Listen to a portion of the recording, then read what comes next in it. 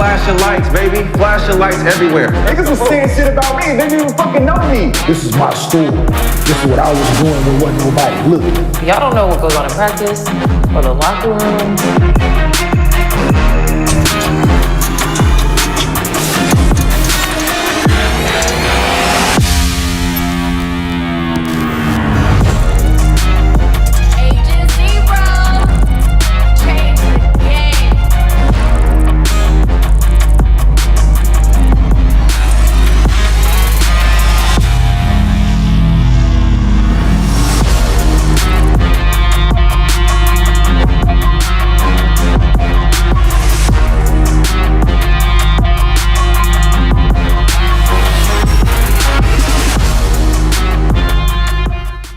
Welcome back to Gil's Arena, presented by Underdog Fantasy. What? Thursday, last show of the week. Extremely productive week. Out here getting it. Yes. How you doing, Gil? Good. Everything good? All excited. Got me a was this friend bracelet? Yeah, I made everyone bracelets. Lexi was kind enough to bring the entire crew friendship bracelets she made by hand. Yeah. Which makes up for her wearing a Celtics starter jacket in the arena. Yeah. She's trying I'm to. Mitchell in this. She's trying to soften. She's trying to soften No, I'm us. not. I'm just a nice person. She's trying to soften us up. I am just a kind Oh yeah, let me put this on the other wrist. Let me put this on the other wrist. See? Hold on. I'm just a nice They say it might be infected with something. Yeah. You should try it. Making bracelets. It's a very therapeutic thing to do. When I get that 100,000, I make all the bracelets I need. Oh, look at it. As you know, Gil's a struggling creator, okay? Making no money off this show, so he really needs that 100,000 from Underdog Fantasy in the first annual Gil's Arena Shootout coming next Saturday, January 20th. Man, I'm like LeBron and the Lakers, baby. That first, you gotta win it. In-season tournament, it's an in-season tournament. It's like the in-season tournament. Yeah. You're going to be out the first round. Cap. I can't wait. Cap. First round. Cap. Out. First of all, I'm not losing to no, was it YouTubers?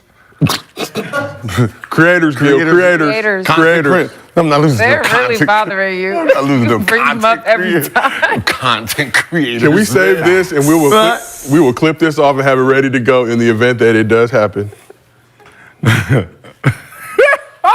Gil, you talk about YouTubers. This show's on YouTube. You are a YouTuber as well. You are in one of us. One of us. Athlete that One YouTube, of us. Not a YouTuber nerd that YouTube. Different. Not losing to no nerd. You are, in fact, a YouTuber. Huh? Your little streams, all that. YouTube. Yeah, but I wasn't a nerd first. Why they gotta be nerds? Dude, You're smart. Yeah. I'm talking about nerd. But you're a black man named Gilbert. So in a sense, You You might be the last Black Gilbert. You might be the last Black Gilbert on the face of the earth. no, for real. As that should. That should have been. It's only one. Them Herbert and all them names, they should be gone, baby. Them 1940 names should be out of here. But you're a junior though, right? I'm a junior, yeah. And you said, no, we cutting that off, right? Yeah, it will not go any further. I respect it. Herbert. But this is Gil's Arena, presented by Underdog Fantasy. We got Gilbert Arenas here with us. We got Lexi Brown back on the couch. Seen you on ABC last night with Rob Fukuzaki doing your thing. Yeah. How old is Rob? He's about 137. He's been doing this shit since I've been alive. He's definitely seasoned. He's a seasoned pro. That's the good way to say it. Okay. We got Brandon Jennings back here, representing Tough Crowd. All black. He was doing some Oakley stuff, but I'm glad to see you back in the Tough Crowd gear. No disrespect to Oakley, unless a collab was brewing. There was no bag attached to it. You know I don't support it. It's just my personal feelings. Where's the bag? All right, but here's what we got cracking in the arena today. The Warriors are down bad, but is this really the end of the Dubs dynasty? Some hope so. KD says he doesn't want to be traded and loves the grind, but will the Suns be grinding in the playoffs or Cancun? And Embiid is in danger of not playing enough games to win his second straight MVP, but is he the Shaq of this generation?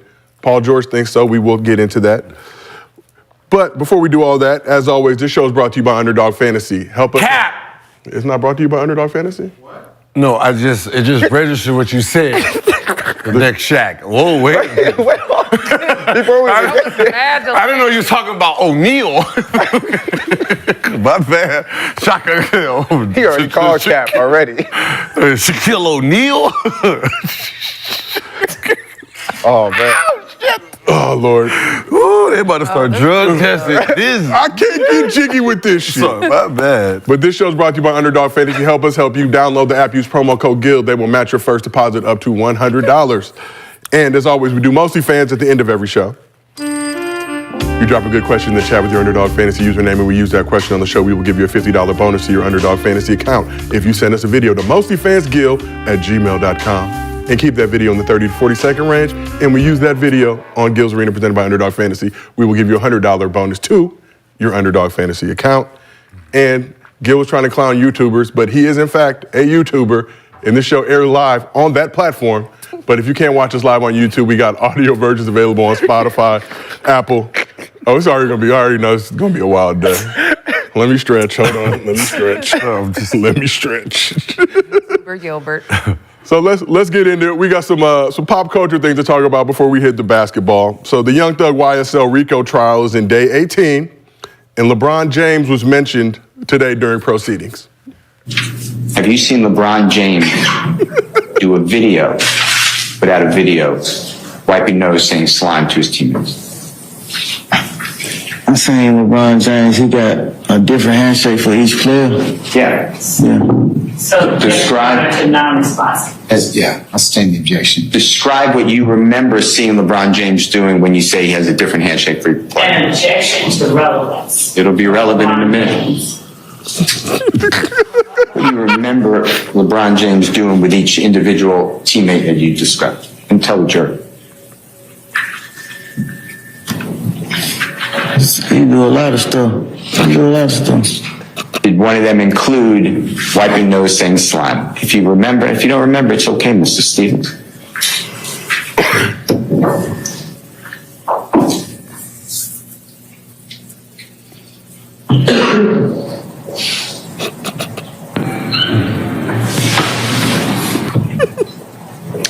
I mean, LeBron may have did it.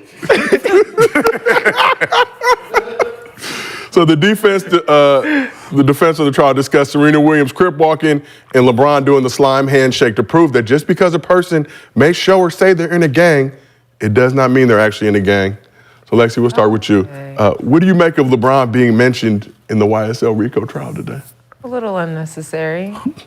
But I mean, I see the point that they're trying to make. I get it, but like, there's a lot of NBA players who do that. There's a lot of people in pop culture who do that. So I don't know. Why did they choose LeBron? Because he's the most noticeable? I think very noticeable figure in saying, well, here's LeBron Raymond James Sr., family man, Los Angeles Laker, in-season tournament champion, 5-time MVP of NBA Gonna throw that in there every time, tournaments. huh? If he's doing it, is he in the gang? No.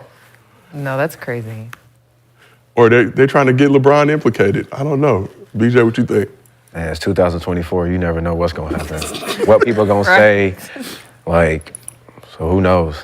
But that was kind of a waste of time. What? Yeah, it's a waste of time. You see his hair? That man's about 21. Whole back gray. So he's stressing already. He I looks don't know what's going on up in jail, but the man got a head full of gray hair already. That's me. I'm naming every celebrity that's famous. They ain't got no police record. Jay-Z was doing it. Rihanna was doing it. I even seen Drake did. I'm naming every model citizen that ever Why did he not just say, yeah, I've seen him do Because it? you got to pretend that you don't know. You got to pretend like, You got to, it's part of the whole act. So what are they trying to say? What, his gang is? No, there's no gang That because there's no LeBron gang. James is doing it. Okay. Yeah, LeBron So they James. just doing it for funsies. He down bad. He What wearing did a they Tommy say? Hilfiger hoodie. He down They're bad. trying to say it's a gang. So the defense is trying to say, no, we're not. Right. Because everyone does it. Yeah, They're so not. everyone does it. okay. LeBron James, Okay. Justin Bieber out there doing it, Miley Cyrus. You just making a picture. Yeah, it's like the handshake is like a new dance. Yeah, it's when a new dance. come out. Yeah. Everybody doing it. Everybody doing it. Okay. That's Thoughts a on good him wearing a point. Tommy Hilfiger hoodie, though, in the year our Lord 2024? That's right now. Look at him, boy. That boy. He only 20? In the Zoom in the background, people not Nah, showing their faces. he for sure 26, 27. That's it. Two of these guys, damn. They showed that clip in the courtroom? Yes. Oh, no. No. I think we just had to add context. Oh, okay. Just to show. LeBron does handshakes with all of his teammates. So Gil got to ask you, is Young Thug going to beat the case? You're a resident lawyer, Gil. To be honest, man, I have no idea, man. I just want to listen to the music. That's it. That's I it. just want to listen to I the was listening to music, Young Thug man. this morning That's when it. I was getting That's ready. it, yeah. That's it. He left enough music for us. Yeah, you I know. was like, dang, he really in trial in jail right now. Yeah, I they're really like- like Young Thug. I mean- I don't know. I haven't been following the case close enough to really have an opinion, but Yeah. it's not looking good for him. We need Johnny Cochran back. Rest in peace to the legend. You never know because like this, you know, you're trying to, as a defense, you're trying to throw as much spaghetti on the wall for the jury. Yeah, it's And, you know, and this is one of those, right? You know, if they're trying to say you're a menace to society and you're a gang and they're like, well, LeBron James, you know, he does the same thing we do. And it's like, well, boy, LeBron's not in the game. Right. LeBron has a family. He's a role model. He's a billionaire. Like, so it can't be that bad if this guy is doing it. And that kind of, you know, if you're a jury, you're kind of thinking like, oh yeah, that's true. In-season tournament champion LeBron James. But let's keep this thing moving. Big news hitting the college football and NFL world this week as Nick Saban, Pete Carroll, and Bill Belichick will not be coaching with their respective teams next season. So let's start in college first. Wednesday, Nick Saban announced that he's stepping down as Alabama's coach after 17 seasons. Saban won 6 national championships with the Tide and has 7 chips in his career. He won one at LSU as well. So Brandon, we'll start with you. Thoughts on Saban stepping down at Alabama, if you have any? Probably the greatest college coach ever. Ooh. Really? Any sport? Any sport. Wow. Okay. So he got a hell of a resume. Congratulations. He was 72 years old, too. He's a Old. old man. The NIL life probably aged him 10, 15 years. But yeah, he had a great career, great resume, like Brandon said. But like, it's nice to be able to retire kind of when you're on the top. You know, they made it to the Final Four or whatever, the playoff, right? Yeah. Lost to They Michigan. didn't win, but I mean, they lost to the eventual winners, which I guess is okay. But it's good to retire when you're like still like at the peak of your career, kind of. The Tide. What you think about Is Saban? it rolling tide? Roll Tide. Roll Tide. Roll Tide. The Tide. They're not rolling, they just roll. Just one roll. Roll Tide. Just roll tide. Just one roll, huh? Not roll. Tide. Tide. Roll Tide. Love America and I love the Tide. I guess at his age, realizing there's a new element in and he don't have the advantage, right? Y'all can all pay people now? Yeah, you know, everyone can pay now, Everyone can right? get So cars, everything. it's not about the Roll Tide legacy anymore. It's more about that bag, Yeah. right? And you know, I think it's gonna go back to normal. I think a lot of players who's listening to their parents to go to these schools for this money, once they see their careers is getting messed up, they're gonna realize they're gonna go back to, you know, going to places that fit them personally. Because you got two of the youngest, Mikey Williams and the other kid. Yeah, leaving Memphis. They're leaving Memphis. Like, if you should have known you wasn't gonna play there if you just looked at the roster. If you just look at the roster, right? Y'all keep chasing these names instead of chasing the path of where you can fit in at. So, you know, it'll be a couple years where, you know, kids are gonna be going to these, but that's what the portal's for, right? Take the money, then you figure, I'm gonna go here, which. So 72 years old, we think he's done. Yo, did you see that statue? Yeah. Yeah, with the cream pies. With the cream pies and stuff. I also saw the Rick Pitino joke. I will not mention it on the air here, but very timely, very appropriate. He's done. Coke and cream pie. Sailing into the sunset. So He's old as hell. Oh, man. So Saban, like I said, 7 national championships. dude, where he couldn't dunk. He didn't do that. The That was the establishment. league. That was it's no different than Bill Russell, right? Oh yeah, UCLA didn't want me. Hell yeah, UCLA didn't want me. Brandon, it was a good move for you to have been running What that did they janky say on offense. Twitter? They said every player that stayed at Alabama for 4 years won a national championship. under Nick Saban. I think that's what I've read, which is very impressive. That's very cool. Very cool. So let's move to the NFL. After 24 seasons, the Patriots and Bill Belichick decided to shut it down. Yeah. Belichick won 6 Super Bowls during his time in New England. So is Belichick the greatest coach across the 4 major sports in this generation, or even all time? What? Not all time.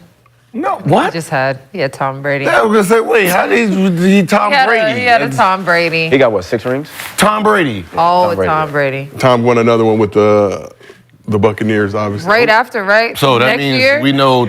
So Tom. Tom won without him. He didn't win. He's been shit. So is it Patriots culture, Gil, or is it Brady culture? Brady's It's Brady culture for sure. Yeah, for sure. And I'm a Patriots fan, and it was nice having Tom Brady, but when he left, it got dark quick. And that's the thing, that he gets the credit for the great player, right? Because we see what the great player do. He can go to anyone else and still be great, and you. So you think that's the same with Phil Jackson? That's what I said. Some guys don't know how to coach bad. They don't know how to coach bad. They only know how to guide greatness. So those rings are Mike rings, and that's Kobe and Shaq's rings. Does he have any outside of those? I mean, those are the things, like, you know, when you start digging under the hood, like, you know, Belichick is 84 and 103 without Tom Brady. That's fair. That's right. Tom Brady was great without you, right? So you're hanging your hat on this right here. So like you don't have like things are like that. It's like, are you a great coach, or did you just have one of the best football players ever? And you got to sit back and it was easy. Yeah, but Belichick, great defensive coach, well respected by his peers. How do we know? What I'm saying is, how do we know? How do we know that? And they had Brady. But that defense was holding it down, Gil. Defense was holding it down to allow Brady to flourish. Wait. So he was so how does football is what? Defensive coach, offensive coach, and then and then somebody and then he does it all. But head coach can be fluent in either one of those sides. So like if you're a good defensive coach and you're the head coach, you let the offense ride out with your coordinator or vice versa.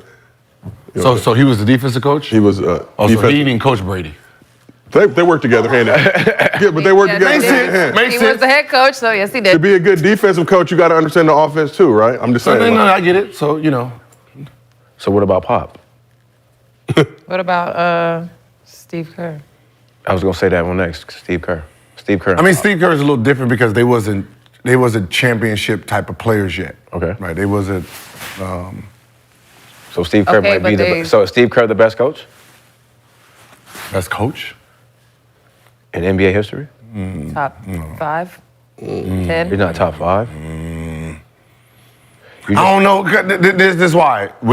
What about Red Auerbach? But no love for Red We're looking at Auerbach? the team right now. Same champions. No. They won 2 years ago. No. Yeah, right. 2 years ago. Right, and they said they'd never win without KD, and they did. Okay, and they won without Okay. KD. So he's- okay, so now he's so what's proven that. happening now?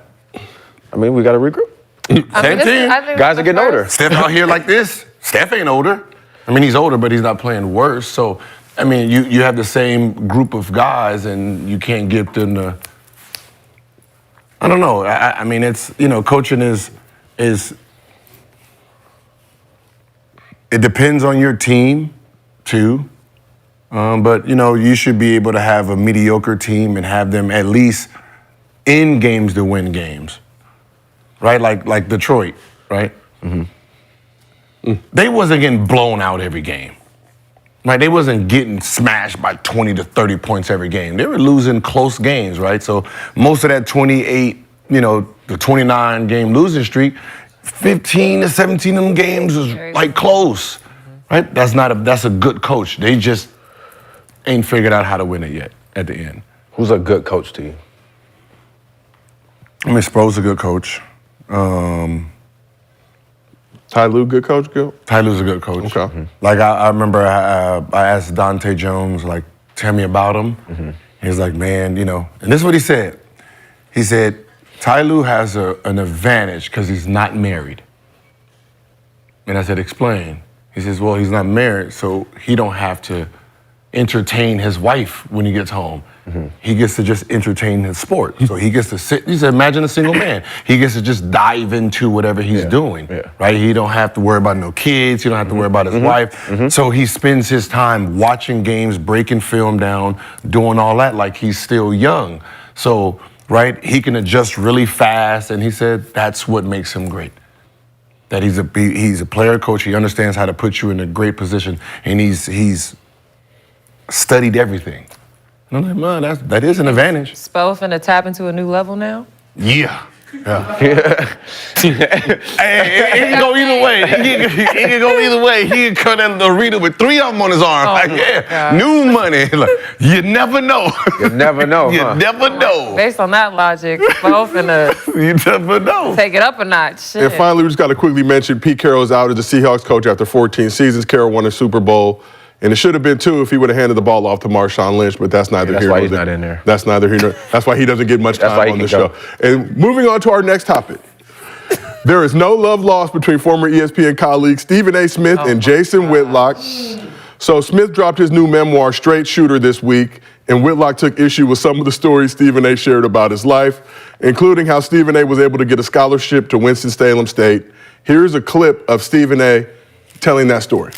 Winston-Salem State came calling because a former player there was a family friend of mine, and he drove me down for a tryout. And it was the greatest shooting performance I ever had in my life, because I've never done it since, and I never did it before that. But that particular day, that tryout, I went down to Winston-Salem, and I just passed the ball around when Coach Gaines put me on the court, and Coach Gaines blew the whistle, and he called me over because he's 6'6", 280, and he was older. He wasn't about to get up. So he blew the whistle and said, come over here. He said, ain't you supposed to be a shooter? I said, yes. He said, well, goddamn it, shoot the ball. And I said, all right. And I went out there, and I hit 17 straight three-pointers. I've never done that in my life before or after. But that day, I hit 17 three-pointers straight, and he signed me to a scholarship on the spot. So I misspoke. The memoir Straight Shooter came out last year. Whitlock just very slow to respond, is what it is. So Whitlock called Cap on the story, referring to him as Stephen A. Myth, and also said Smith was an industry plant amongst other high-grade slander. Wow. But on Wednesday, Stephen A. went off on Whitlock on his show, and here are some of the highlights. You betrayed me. Did you tell the folks that? You bitch. Did you tell them? You fat piece of shit. Did you tell them that? And please do not allow this to be a reflection on my character, because this is not how I act every day. But I mean it from my soul when I say this is the worst human being I've ever known. I don't know of another human being worse than Jason Whitlock. Ooh, that hurt. He is a piece of shit. He's the dude that's gonna have a funeral and ain't gonna be no pallbearers. Damn. Might be 2 people to show up. He's that dude. Ooh. He is the absolute worst. And he lies. And he incriminates. And he tries to set people up to fail, to big up himself, because he can't do it on his own. He had a television show, he failed. He's had opportunities one time after another. He doesn't measure up. And now he's coming at the big dog. And let me tell you something right now, I am the big dog. I ain't the only one. I ain't the only one. There's plenty. Skip Bayless, apologies to him too for bringing up Jason Whitlock's name in the same sentence as him. But we all know what time it is. Everyone knows. All the executives at all the networks, they know what a piece of shit he is. And they begged me not to do this. But even my pastor, A.R. Bernard, said, I'm not happy about it. But every now and then we gotta do what we gotta do. I can imagine Stephen A. calling his pastor like, look, I ain't happy, but go ahead and cook that nigga. That hurt. Oh, for sure. Oh, that hurt. Oh, you the worst. You the worst human being. Ooh. Nobody gonna carry you out. Carry you out on the funeral. No, because if you know you a fucked up person, he say that, you be like, you start looking around like, yeah, I don't know too many people that actually like me. Yeah. Well, damn. No. I mean, I personally am not a Jason Whitlock fan. He be talking crazy about women's sports, so Okay. I haven't messed with him in a while. No. I don't know him. That's the first time I heard of him. Okay. I personally don't know him, but I know sometimes when the motherfucker fed up, sometimes you gotta lay out the goddamn Also, gun. you've never the big guns. we've never heard things that he said and spoke about. He He's like the says some inflammatory thing. Yeah, I mean, I hear him. I just be thinking it's just entertainment, but I've never paid attention to him. But I mean, I should know he ain't really worth the shit because of, he supports one of my enemies. Oh. Right, and I'm like, y'all friends? Then I know y'all on some bullshit. Okay. He does support one of your enemies. And he was in the chat the other day. I know you on some bullshit now. Yeah. Whitlock or the Whitlock. person was in our chat? No, and Mike's teammate chat. Oh. Yeah, I'm like, damn, this is you in the pits, nigga? This is the pits. That's how it be, though. That's how it be. This is the pits. You down here? You calling someone your enemy. But that's how it be, though. hilarious. But sometimes, because I shouldn't have any, right? I shouldn't have any. But My enemy. yeah, just the fact that someone so professional as Stephen A, right, had to do this means that shit's been building in for a long time. Yeah.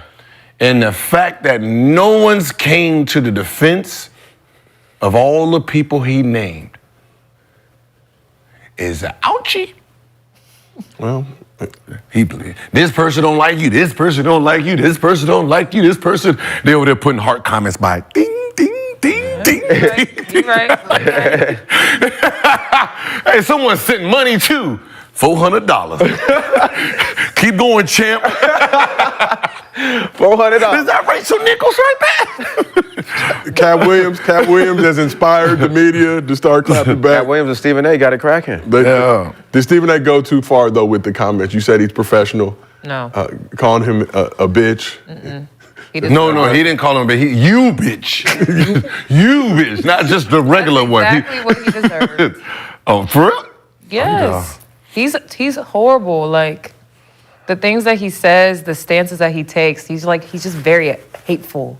Like, Oh, he's one of those. yeah, it's like nothing comes from any logic, analytics, nothing. It's like just pure like hate and like just mean. Like he's a mean little fat man. Like So, last.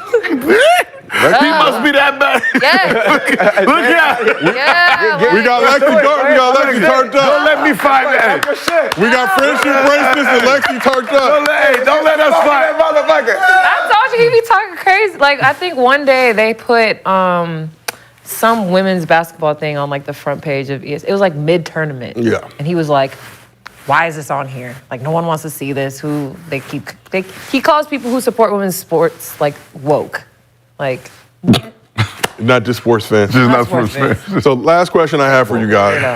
So I didn't watch the whole Stephen A. video, but basically Whitlock had called Cap out a bunch of things Stephen A. Smith said. I think he confirmed some of those things. They said there's people you can speak to confirm those things. But you guys are all hoopers. You'll be participating in the first annual Gills Arena Shootout presented by Underdog Fantasy, where you will try to make 25 threes, 5 recs. Do you believe Stephen A. Smith hit 17 straight threes in his college tryout? was it a workout or was it a game? So as he explains it, and this is also, I think, what Whitlock kind of pointed out. So he went up there, I think, late February, early March on a Sunday. Clarence Big House Gaines, a legendary coach at Winston-Salem State, was holding a tryout. So he started the tryout, like he said, I was just doing, passing the ball, doing whatever. Big House called him over, said, I thought you was a shooter, shoot that thing. So I don't know if it was at a game, if he just let him line up and shoot. It's been kind of very unclear how that's been presented. Probably but 17, because like who was counting? Like, oh, that's 12 in a row. That's 13 in a row. He hit 17. Well, how many did he miss after that? Like, or did he just shut it down after 17 I walk feel out? like if he was just catching and shooting, that's very possible. Was a hand in his face? He got a scholarship. I don't think he capping. He got a scholarship. I think he purposely left out a lot of details, just very vague. The one that's important. I made 17 That was threes in a row. That's Never it. did it before. Never did it after. But I did it that day. Don't ask anybody about me. I did it right then and there, and it never happened again. You know, we in the black community, we'll put extras on things when we retell stories. I'm just, community. But 17. It could have been 9, it could have been 10, but it felt like It 17. felt like He got 17. Whatever it was, it got the He scholarship. wrote. He's handed it to him. Right? Hey, I like what I see. Nigga signed. Right? I mean, All that matters. We've all had out of body experiences, like all of us. Like there's been things where we can go 20, 30, 50, 60 in a row just doing it. So yeah, it is possible. So let's one more question. If Stephen A. Smith were to participate in the first annual Gills Arena Shootout presented by Underdog Fantasy and was given 25 threes, we'll give him college because that's where he said he hit the 17 straight threes. College line, I think, is a little bit further now. How many? What's his higher or lower? 12. You think 12? Yeah. Okay. Stephen A., she calling you out. Pull up. She's a shooter. I mean, he's a shooter. I was gonna Going say- over like last time he shot. I mean, you said high school No, 3 college. or college 3?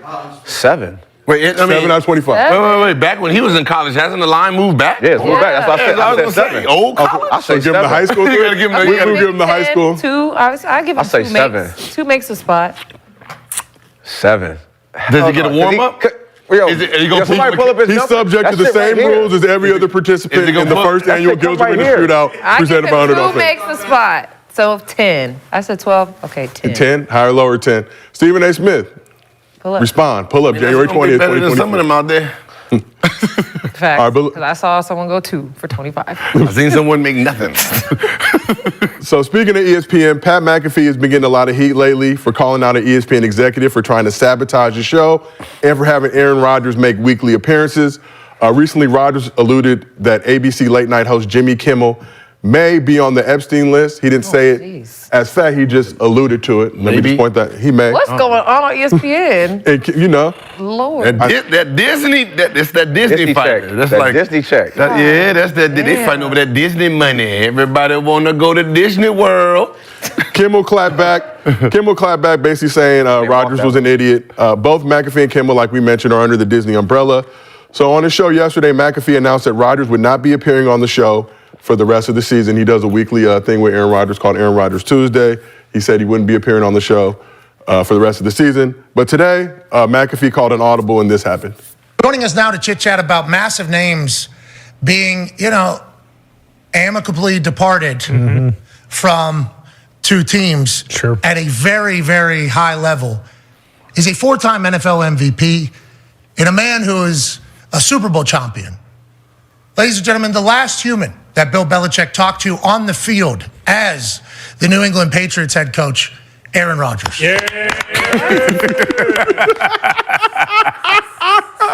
Now, Gil, I know you're a fan of elite level trolling. White people are funny. Hey, that is hilarious. No.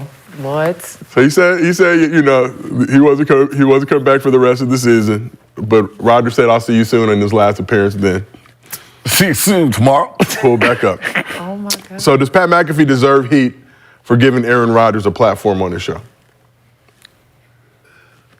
His His resume speaks for itself. 4-time MVP. that's the thing. But this is it's Aaron Rodgers Tuesday. So when Aaron Rodgers came on your show on YouTube, that's what gave you the staple of it. Like when you look at all the numbers, when Aaron Rodgers came on, the show got jumping. Everybody came to watch it. So to go to a bit network and then something happens and they say, well, get rid of your friend, right? Get rid of your friend. Mm-hmm. He's standing on business. Like, oh, okay, yeah, I get rid of him. And then get back on YouTube. We back. Right? That's my dog. That's my dog. What I mean? Right? He's not selling out for the corporate dollar. And I don't even understand why they would even try that. This is not early 90s, early 2000s. This is a whole nother beast. Right. Y'all need him. He do not need you guys. Right. You old media is getting wiped out. Right. Right? And he's letting you know, right? Oh, yeah. Let him That go. wasn't on TV? That was on YouTube. I just thought they posted the clip on their Twitter. I was getting prepared for Gil's Arena present my underdog fantasy. I was not. That just I did not watch ESPN. That happened today. January 11th, as you guys know. Thursday, though. On a So Thursday. I was getting ready. Monday Night Football, yeah. Not even on a Tuesday. Not even on Tuesday. Active on Twitter, not watching ESPN before the show out of respect for Gil and Underdog Fantasy. Right, nobody- And prepare man, mentally for this particular platform. Disney, and listen, Disney is Disney, and you don't have any control on Disney, and you know, and you got two big pieces. You got him now and Kimbo. That's Mickey Mouse and Goofy at this point, Yeah. right? And Which one is which? We'll let you guys. Mickey Mouse will be Kimbo. Yeah. You know, he's been there longest. Goofy's like, well, I don't need Disneyland. Goddamn it, I'm my own. Goofy beast. got that dog in him. Goofy. I'm my own I'm about to say the Goofy movie hard. And the problem is, Facts. the problem I is, love the Goofy movie. That Goofy movie hard. ESPN can't, if he leaves or they fire him, ESPN might be crushed. You fired everyone for him. Right. You fired have left. everyone for him. So if he pushed the envelope to get out of the deal, to go back to where he was, what are y'all gonna do? Nothing. Try to find something. Because he went to your audience and he can take your audience with him because his audience is not coming to y'all. Because he's handicapped over there. Right. And Gil, you said Jimmy Kimball, so we're gonna add that to the list of butcher celebrity names. Shout out Jimmy Kimball. But let's talk about another Jimmy. The chat. Gil, you know I'm monitoring the chat. I know I'm not worse than Charles Barkley. I can't be that bad. Very timely. bad. though. Very close. You're pretty bad. You are our employer, Especially so after Joe says his name and then you immediately. Because I don't be mess listening it to up. last name. Who be saying last name? Everybody. We do? We say McKenzie. Can't screw say McCants. Jimmy That Kimmel. just sounds like a better first name. so we go Jimmy. McCann? Yeah, McCants. It just sounds- That sounds like a Western It's like it's easier to hero. say. Rashad. Rashad probably watching the show, Of course. perusing his work calendar. Not sure what month he's on yet. He's probably. Thank you for the he's workshop probably there with calendar. His big hat. The work with the big boots. He's probably sitting there on the couch. But we talked about Jimmy Kimball. We got to talk about another Jimmy. Enough. Jimmy Butler embodies heat culture, or SPO culture, as Gil likes to say. But has also said that he doesn't start locking in until after the All-Star break. When reporter Zach Weinberger asked Jimmy Buckets about the 65-game minimum for postseason awards this season, this is how Jimmy responded. What you think? You think I'm worried about some reward? Only reward that I give a damn is those banners over there. And that's that I told Spo and told Pat and told my guys that I'm gonna help us get. I don't need no end of season reward. So the NBA is a business. Individual awards are directly tied to player compensation. But as Twitter legend John Rivers always says, winning doesn't matter. We got the tweet. Very timely. But should winning be the only thing that matters to players? Lexi, I'm gonna start with you.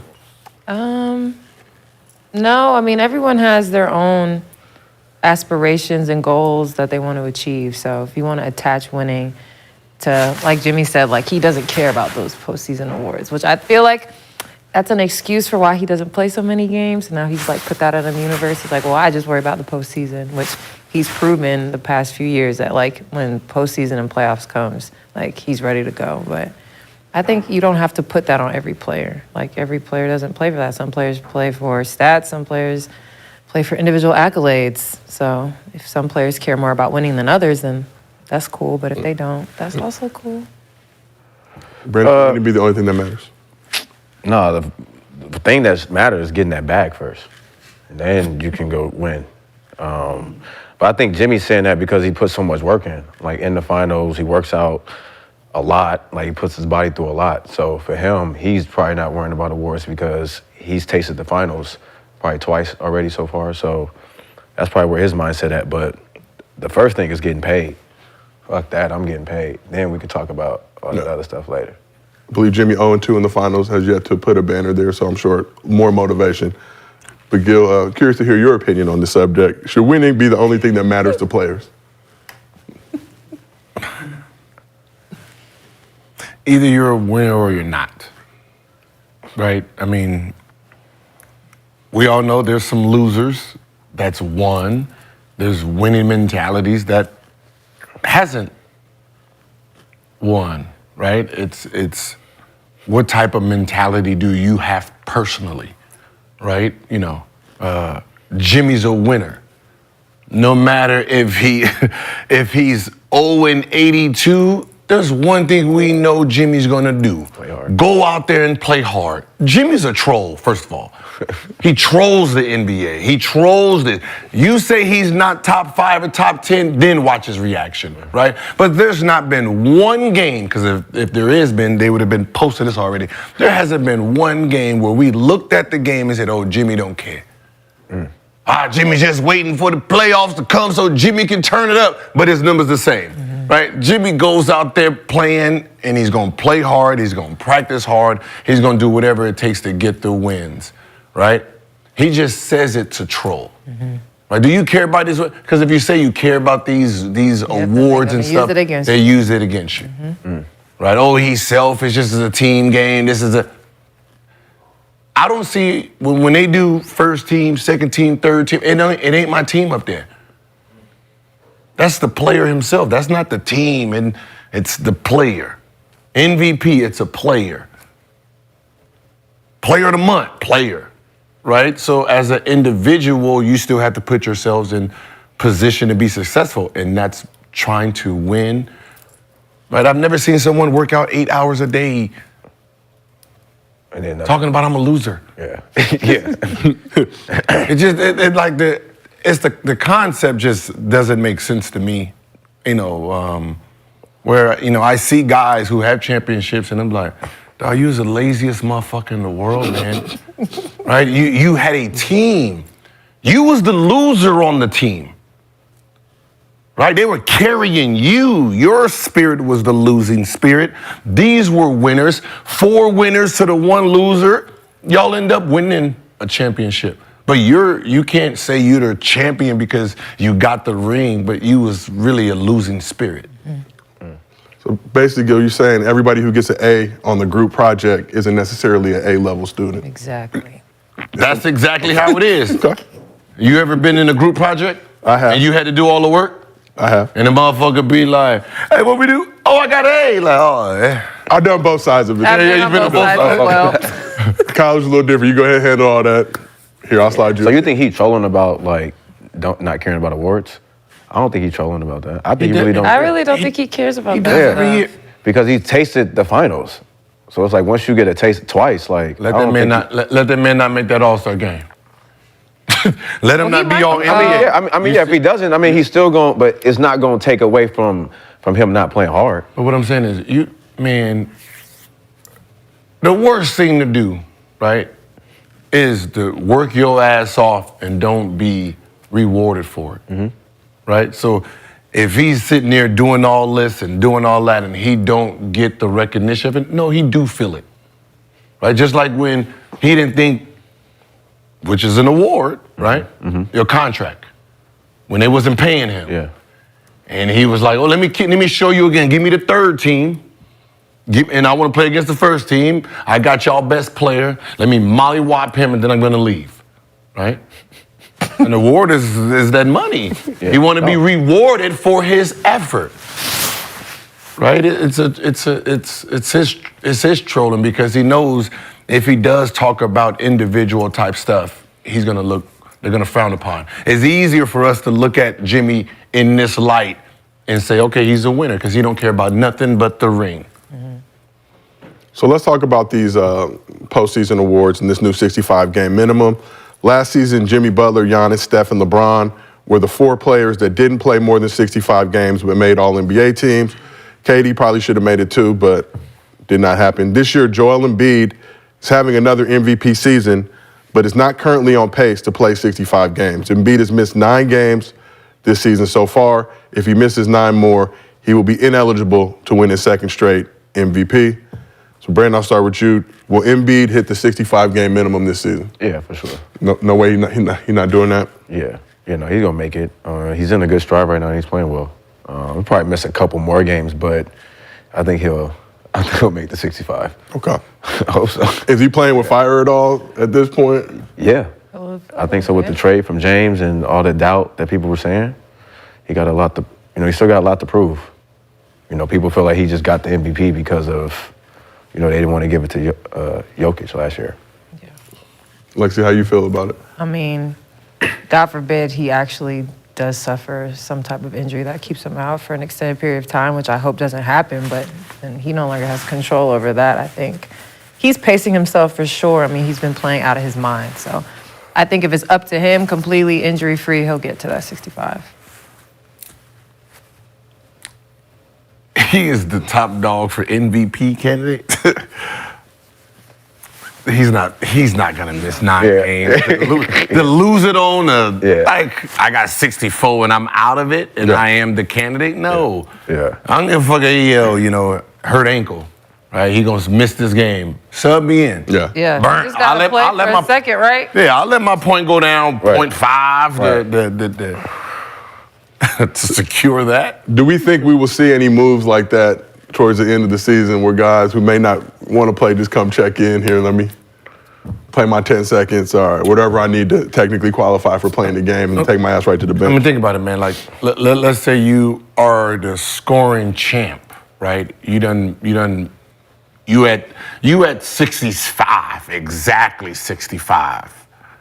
Right, and there's 2 games left or whatever, and you really don't want to play it, or you haven't been playing it. You're gonna check in the 2 games, to secure your what's in it, because whatever your points is, whoever's behind you is not close enough to get it anyway. So you're gonna check in and take that 0-0, and okay, I'm not at 35, I'm at 34.2. Fuck it. So I'm not gonna lose it. I got 35, and then somebody behind me wins it off of a decap. Right. But you gotta make sure that the person behind them isn't High five. close, right? Because what if it's like real close? Like, or you better keep playing. Yeah, you don't want that Shaq David Robinson joint. That's what happened to Shaq David Robinson. Shaq had it won, and he sat out, and David Robinson played, and his team was like, shit, all you need is about 70-some points. And we playing the Clippers, right? And we playing the Clippers. 70? He got 72. They just gave him the ball. They gave him the ball the whole game.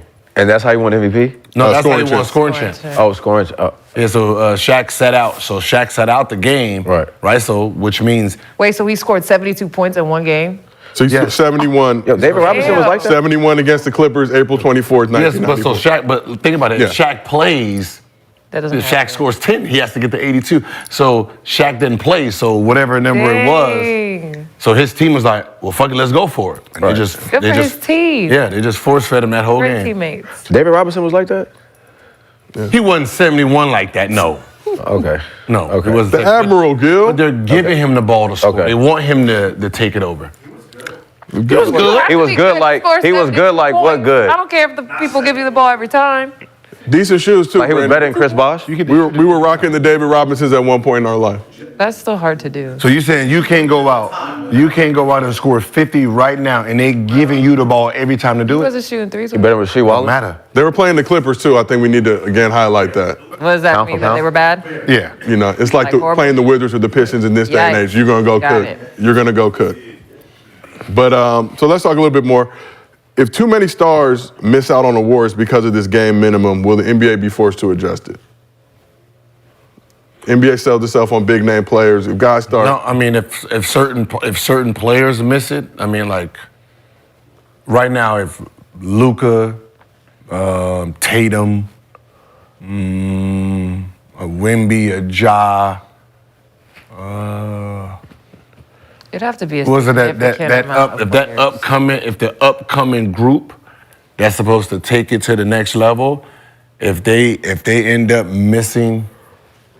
Because that'd be messing with their money too, right? Like their next contracts. Oh no, I mean if I'm the team, I don't give a fuck what you do, right? They're still gonna pay them. Because I get you at a discount rate, right? So I don't have to pay you the super max, just pay you the regular max, which saves me money. But for the image of the NBA, you got a whole bunch of players that's winning awards and not MVP, but like.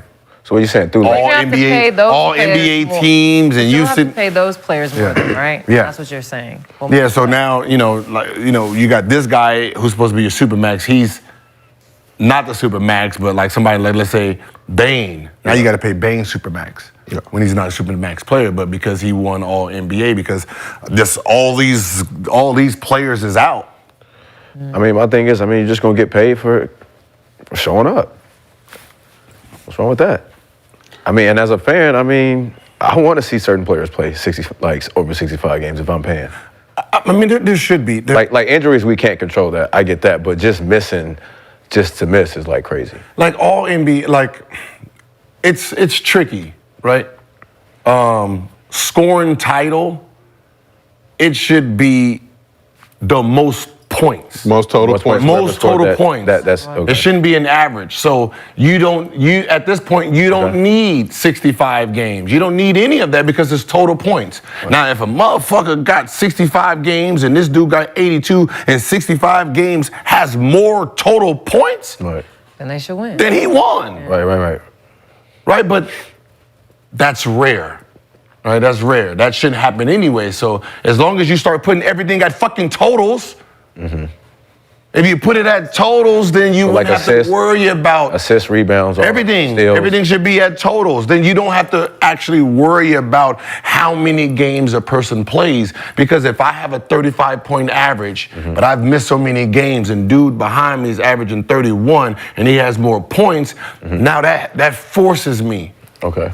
But so they should still have a minimum, though, right? You don't need a minimum For with the totals. Because it's just totals at the end. Because totals is at this point is, it could be this person's averaging 25, right? But he's played every game. You averaging 35, but you only played 65. My total's higher. This is about, scoring champ. So guilty. But there should be some type of minimum, though, because if you play less games and score points. You know how many points, like that's what I'm saying, you know how many points you would have to score to catch something? Like if you played, let's say you played 65 games and I played 82, right? I probably have 1,800 more points than you. Right. Right? You would have to, you would literally have to average. Out of your If I have 25, you would literally have to average about 34, 35 a game. I like that. Just to totals. I like that. Totals at the end. I like that. Totals is So, Gil, to your point, the scoring title. It's going to be some random awards. So the scoring title was originally determined by total points, and that went on through the 68-69 season, after which points per game was used to determine the leader instead. So that means somebody who averaged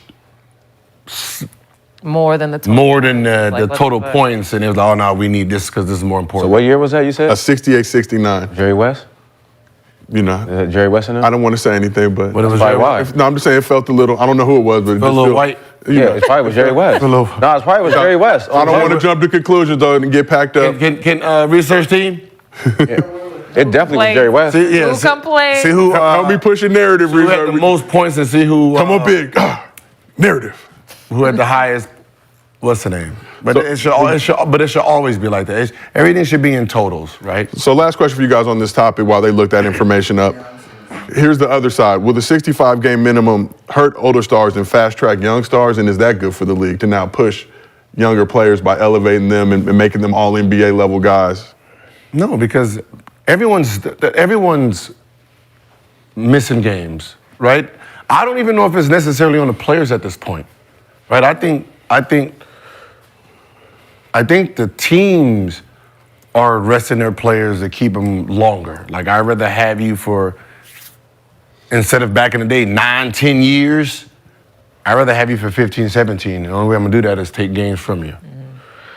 Yeah, but because you see players complaining like, "Why am I'm healthy?" Miguel Bridges was complaining about that. Yeah, we're gonna rest you today. What the fuck for? I'm healthy. I wanna play. That's what I'm saying. Like, just up your training then, or your facility. Everybody should be taking what LeBron did then. If that's the case, why we gotta miss? He don't miss games. Yeah. Like, he ain't out here. Like, you know what I'm saying? I think LeBron James, maybe this is just me just throwing, I don't usually just throw spaghetti out there, just do it. This might be the reason that they're doing it. If you looked at his last 6 years? Yeah.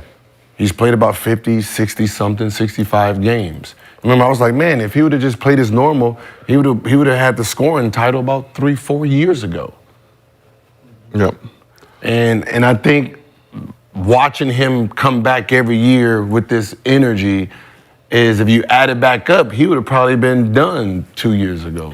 So to your point, Gil, since 2018-19, LeBron played 55 games 2019, 67 games 2020, 45 games 2021, 56 games 2022, 54 games last season. Oh, dang. See, that's what I said. It's like he's been taking about 20-something. Or 55 games last But season. also, you gotta go to his training though. His training has helped him though. At the Yeah, end but of what the I'm day, saying, but like all these guys getting money now, they should be trying to do what he did to even get to that level. So instead of missing games, actually take care of your body. No, but I said I think that. But But think he about didn't it. start doing that till later, obviously, too. No, he started doing that. When No. I'm talking about doing that in missing. Miami. No. What I'm talking about missing What, the games. games? Oh, missing Think about games. it. As much as he works on his body, he's still taking these missing games. Well, I mean, eight straight finals. what I'm I mean, saying. god damn. That's I what I'm mean, saying. come He's on, making like. it up. But that's what I'm saying. It's like it's making it up now. And I think as a business itself, as the like, forget the idea of winning, the idea of championships. As a business owner, right? Mm-hmm. Do you want this entity for 8, 12 years or 20 years? Right? Think about LeBron James. If you can rewind him back, right? And you're going to say, okay, he's going to be one of the greatest. Do you want him playing 82 games for 10 to 12 years? Or do you want to spread it out for 20 years? Right? As a business, I want to milk this name for 20 years. It depends on the player. I mean, you could be cold. 65 is too.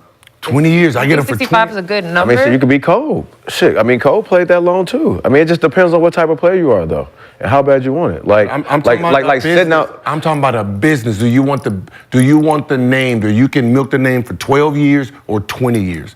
I mean, it depends on what your goals are. Kobe Bryant came into the league winning at 23. I'm not talking about win. I'm talking about you as the owner of the business. You are Bus. Mm-hmm. You get to sell this Kobe name.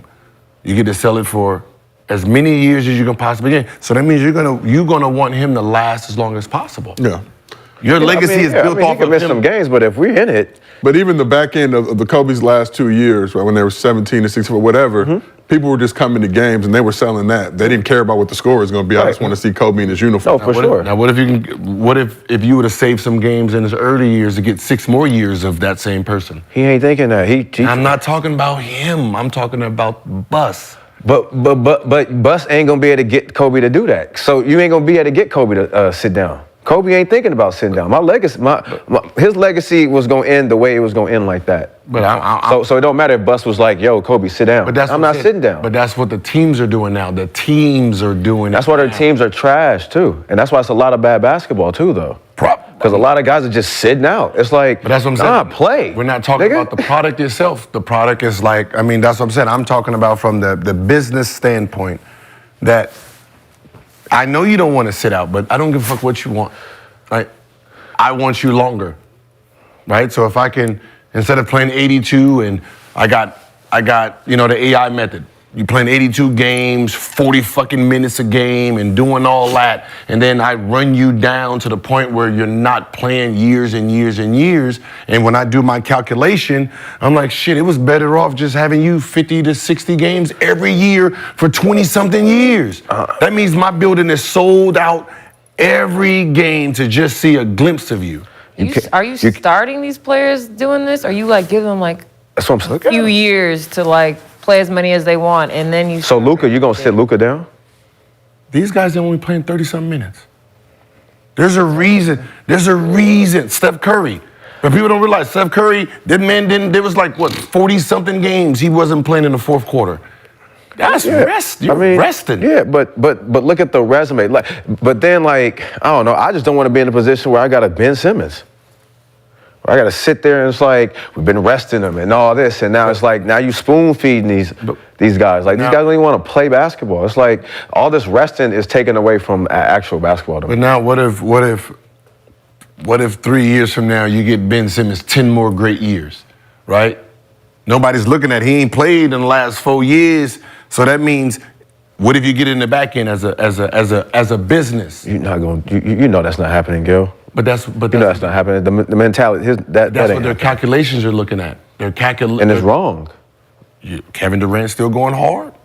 Steph Curry's still going hard. The training. It's the training, though. One thing about, you always say working hard, like, right? Like putting in the effort, like putting in the time. You just said Steph was overseas in Saudi Arabia. Like, them guys, them are a different type of elite guys.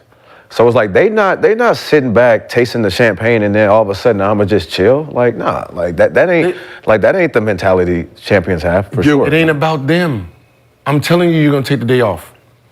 No, for sure. No, they'll take a day. But it's like telling you take the day off. But right now, yes, they can. Right now in their career, they can. These young guys, hell no. Before, look at Steph's minutes back then. He was hurt the ankle. Like, you know how we're talking about like Joker need to play 40-something minutes. Why aren't these guys playing? And then when you sit back and look at it from the standpoint of, if you can do it in 30 minutes, do it in 30 minutes so I can sit you down. We got a game tomorrow. So instead of me playing a back-to-back and I pulled in 80 to 90 minutes, right, of play, they pulling in 60. 80, 90 minutes, 60. That means I'm playing on the same, we both played 8 games, but if he feels like he done played 4 to my 8. He's only playing 4 games to my 8 games, but we both played 8. And that's what it seems like the calculations is looking like. Right? So that's what I said. It's still, at this point, it feels like they're still taking data. Like when I hear like, I scored 70 points and then he got drug tested, right? I don't look at it as you're looking for something in a sense where I'm trying to catch you. I think they're collecting data to see what's going on, right? And if we can implement it later in life, give them supplements that can mimic this. Because one thing that'll look stupid in any sport is if history has happened and you, as a franchise or organization or entity, called it out. Devin Booker scored 72, and then you drug test him to expose anything. Oh, he was caught on this. That messed up your history as the sport. So that's why you haven't seen anything ever come out on those tests. It would be the dumbest thing in the world to test a 70, 71, 72, and then say they were on drugs. Yeah, it hurts them, but it hurts you too, because that's part of your legacy as a franchise. So I'm doing the test to see, okay, he was on this, so these 3 people was on the same thing. How do we get this normalized so we can keep this party moving? Kid, would you have listened to the front office that they asked you to sit some games in the interest of longevity when you were playing? No. It's easy for me to say that shit now, but no. No, that's what I'm saying. It's easy. You're too much of a competitor. I mean, it's easy for me to say now. Later, I mean, you take away like your injuries and stuff, like later in your career you would sit. After starting off playing a lot, scoring a lot of points, and now you're later in your career? I think if it was one of those things we sat down and it was explained to me, right? This was explained to me, like, and it made sense. Then maybe, right? But just to do it, nah. I mean, What's up, OG? I can imagine Pop it up. What's up, OG? Another guess. Oh, Boom is in the building. We're not gonna blow his spot up 'cause he just pulled up. He doesn't get the doorbell or anything? No, he just kept we talking after. He just came to hang out. We got some legends in the building though. See, but Gil, that's what I'm saying. Like at that time, you're not thinking that because you in that mode. Like you're not thinking, I gotta rest. Like you trying to kill. Right. Like you know what I'm saying. Like it's just a different level. Like the young guys now, they're getting told not to play. Like we've never been told not to play. Like we've been told play. Like leave it all on the floor. Like that's what I'm saying. Because we don't think about the business of it, we just think about the playing in real time, right? Now, and this is why I said they will have to have explained it to me. And if it sounded like this, right? There's like, all right, the way you're playing, right? You will have 12 to 13 great years, right? Yeah. Now, if you only play about 65 games, we dial your minutes down, right? You can last about 18 years. Now, in that 18 years, you done maxed out 3 times, right? Because the max is the max. So if you're still averaging the same amount, during this time frame, you're gonna max. Usually your body's gonna die out here, and then you'll be underpaid, you'll start but I can keep you max for 3 years. So instead of making, 171 million, you can pull out 400 million, but you have to play 32 to 35 minutes now, play about 65 games, and then we can maximize. That might be the conversations that's going on. Okay. And only that I with can certain keep you players. max longer. Right. And that's why I said the bag first. That's why I said the bag now is the 65 games. All right, I'm not saying you're not a winner, but if it's 65 games or whatever we got to get to, all right, well, I'm thinking about the bag. Let's get to 65. Yeah, 65. So you can max out a couple times. Yeah. Yeah. All right, well, let's keep this thing moving. Time for another edition of Facts or Cap. Uh-oh. So I'll give you a topic, then ask you a question, and you tell me if it's facts Is this new? or cap. Yep. Did we start this? Yesterday. The cap. Stop the cap.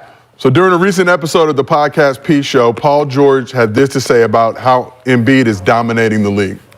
You can't stop him. He's too big, he's agile, he can shoot, he can step out from the three-point line. He's just a big body. He's our generation and our version of Shaq. There's nobody we can put on Shaq. Right. Bro, there's nobody you can put on Joel. Okay. We got a very special guest that pulled up to the arena. Legend, my favorite point guard to ever come out of the city of Los Angeles. What's he saying? Black Santa. Black Santa. You Wish Academy. Bear Davis. Welcome to Gills Arena. What's up, BD? Right up, What's up, boy? It's all good. Oh man, I didn't mean to step on We your buy shit, another one. bro. We can buy another one. I ain't break it. No, you did. God damn. No, I didn't. That's our second one.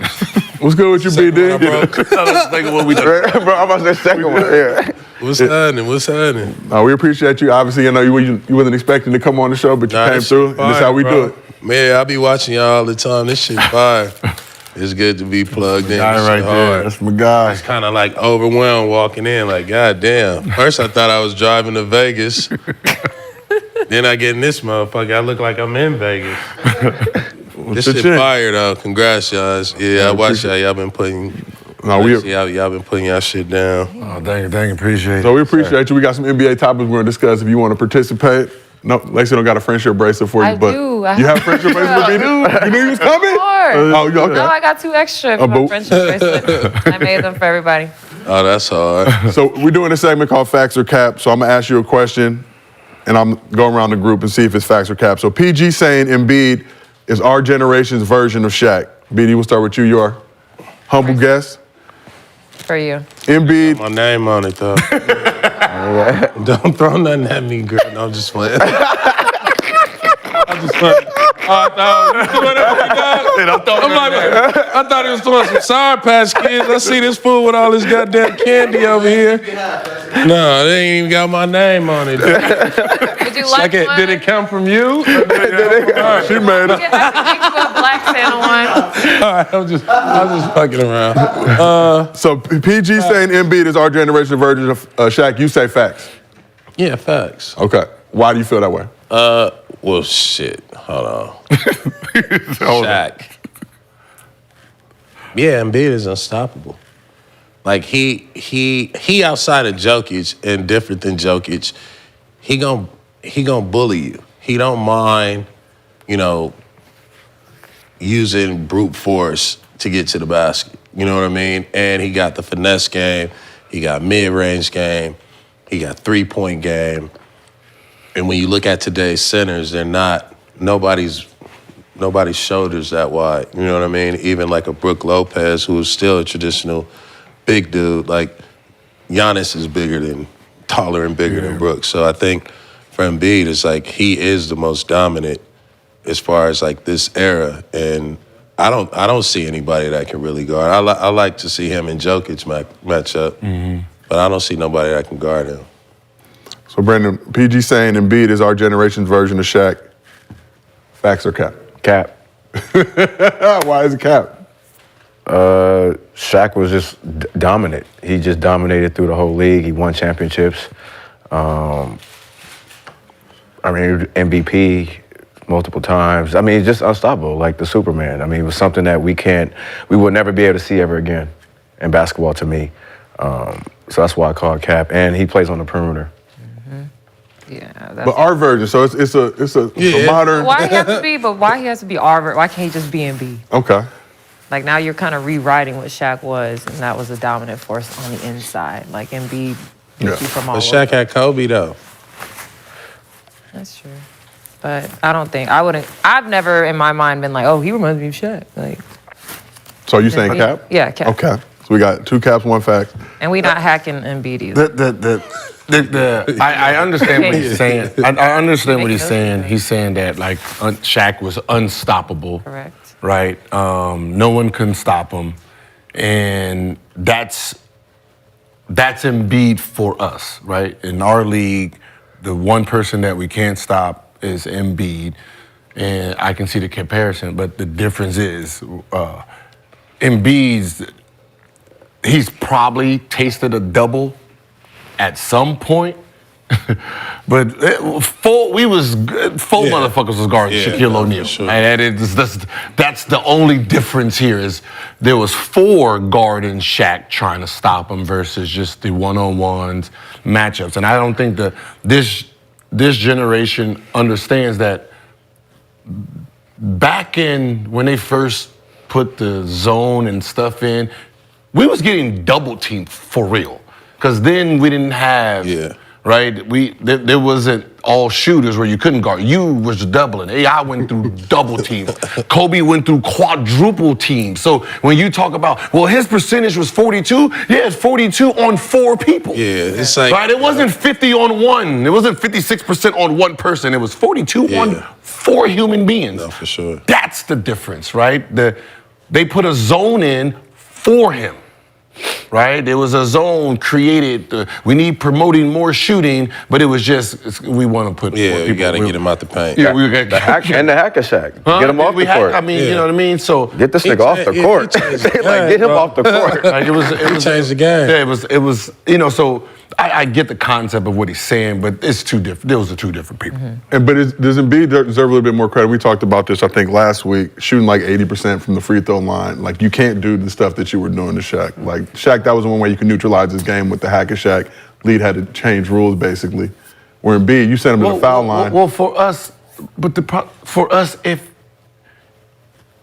if there was no hack of Shaq and he shot 40%, then what are we even coming to the game for?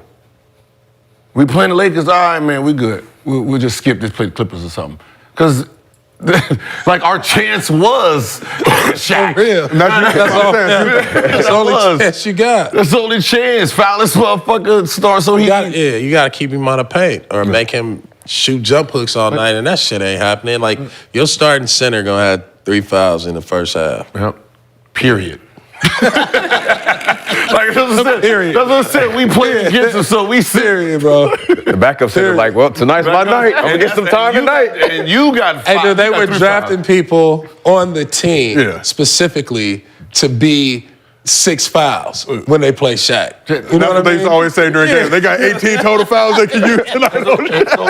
Who says that, bro? Yeah, that's real shit. The part you did. So, think about it. Your whole scheme with Shaquille is to foul him or try to get, because you couldn't play defense on him. That is the thing. There's no defense for it. Just once he comes down there and posts up, it's over. Foul. Make him shoot free throws. And he wasn't even a great shot blocker. But on defense, he was just so goddamn taking up all the goddamn space. Like, I ain't going in there. If he swing and miss and accidentally hit me, dog, I'm out. 30 games, I'm cool. You know what I mean? So it wasn't like, oh, you're not going on there trying to dunk on Shaq. Even like it wasn't like he was Ben Wallace blocking shots and pinning shit or Lonzo Mourning. He was just standing there like, all right, cool, I'm cool. I'm cool. Business decision. You know what I mean? It's a life decision. I tried to dunk on Shaq. He said, bro, if you ever do that again, I'm going to break your fucking legs. At UCLA, I was like, all right, cool, bro. Like, I had my chance. I thought I had him, too. That shit bounced on the back rim. He was like, yo, you do that again, I'm gonna fuck you up, break your legs. I said, bro, you ain't got a trip, yo. Not even in the season. You ain't got a trip. No.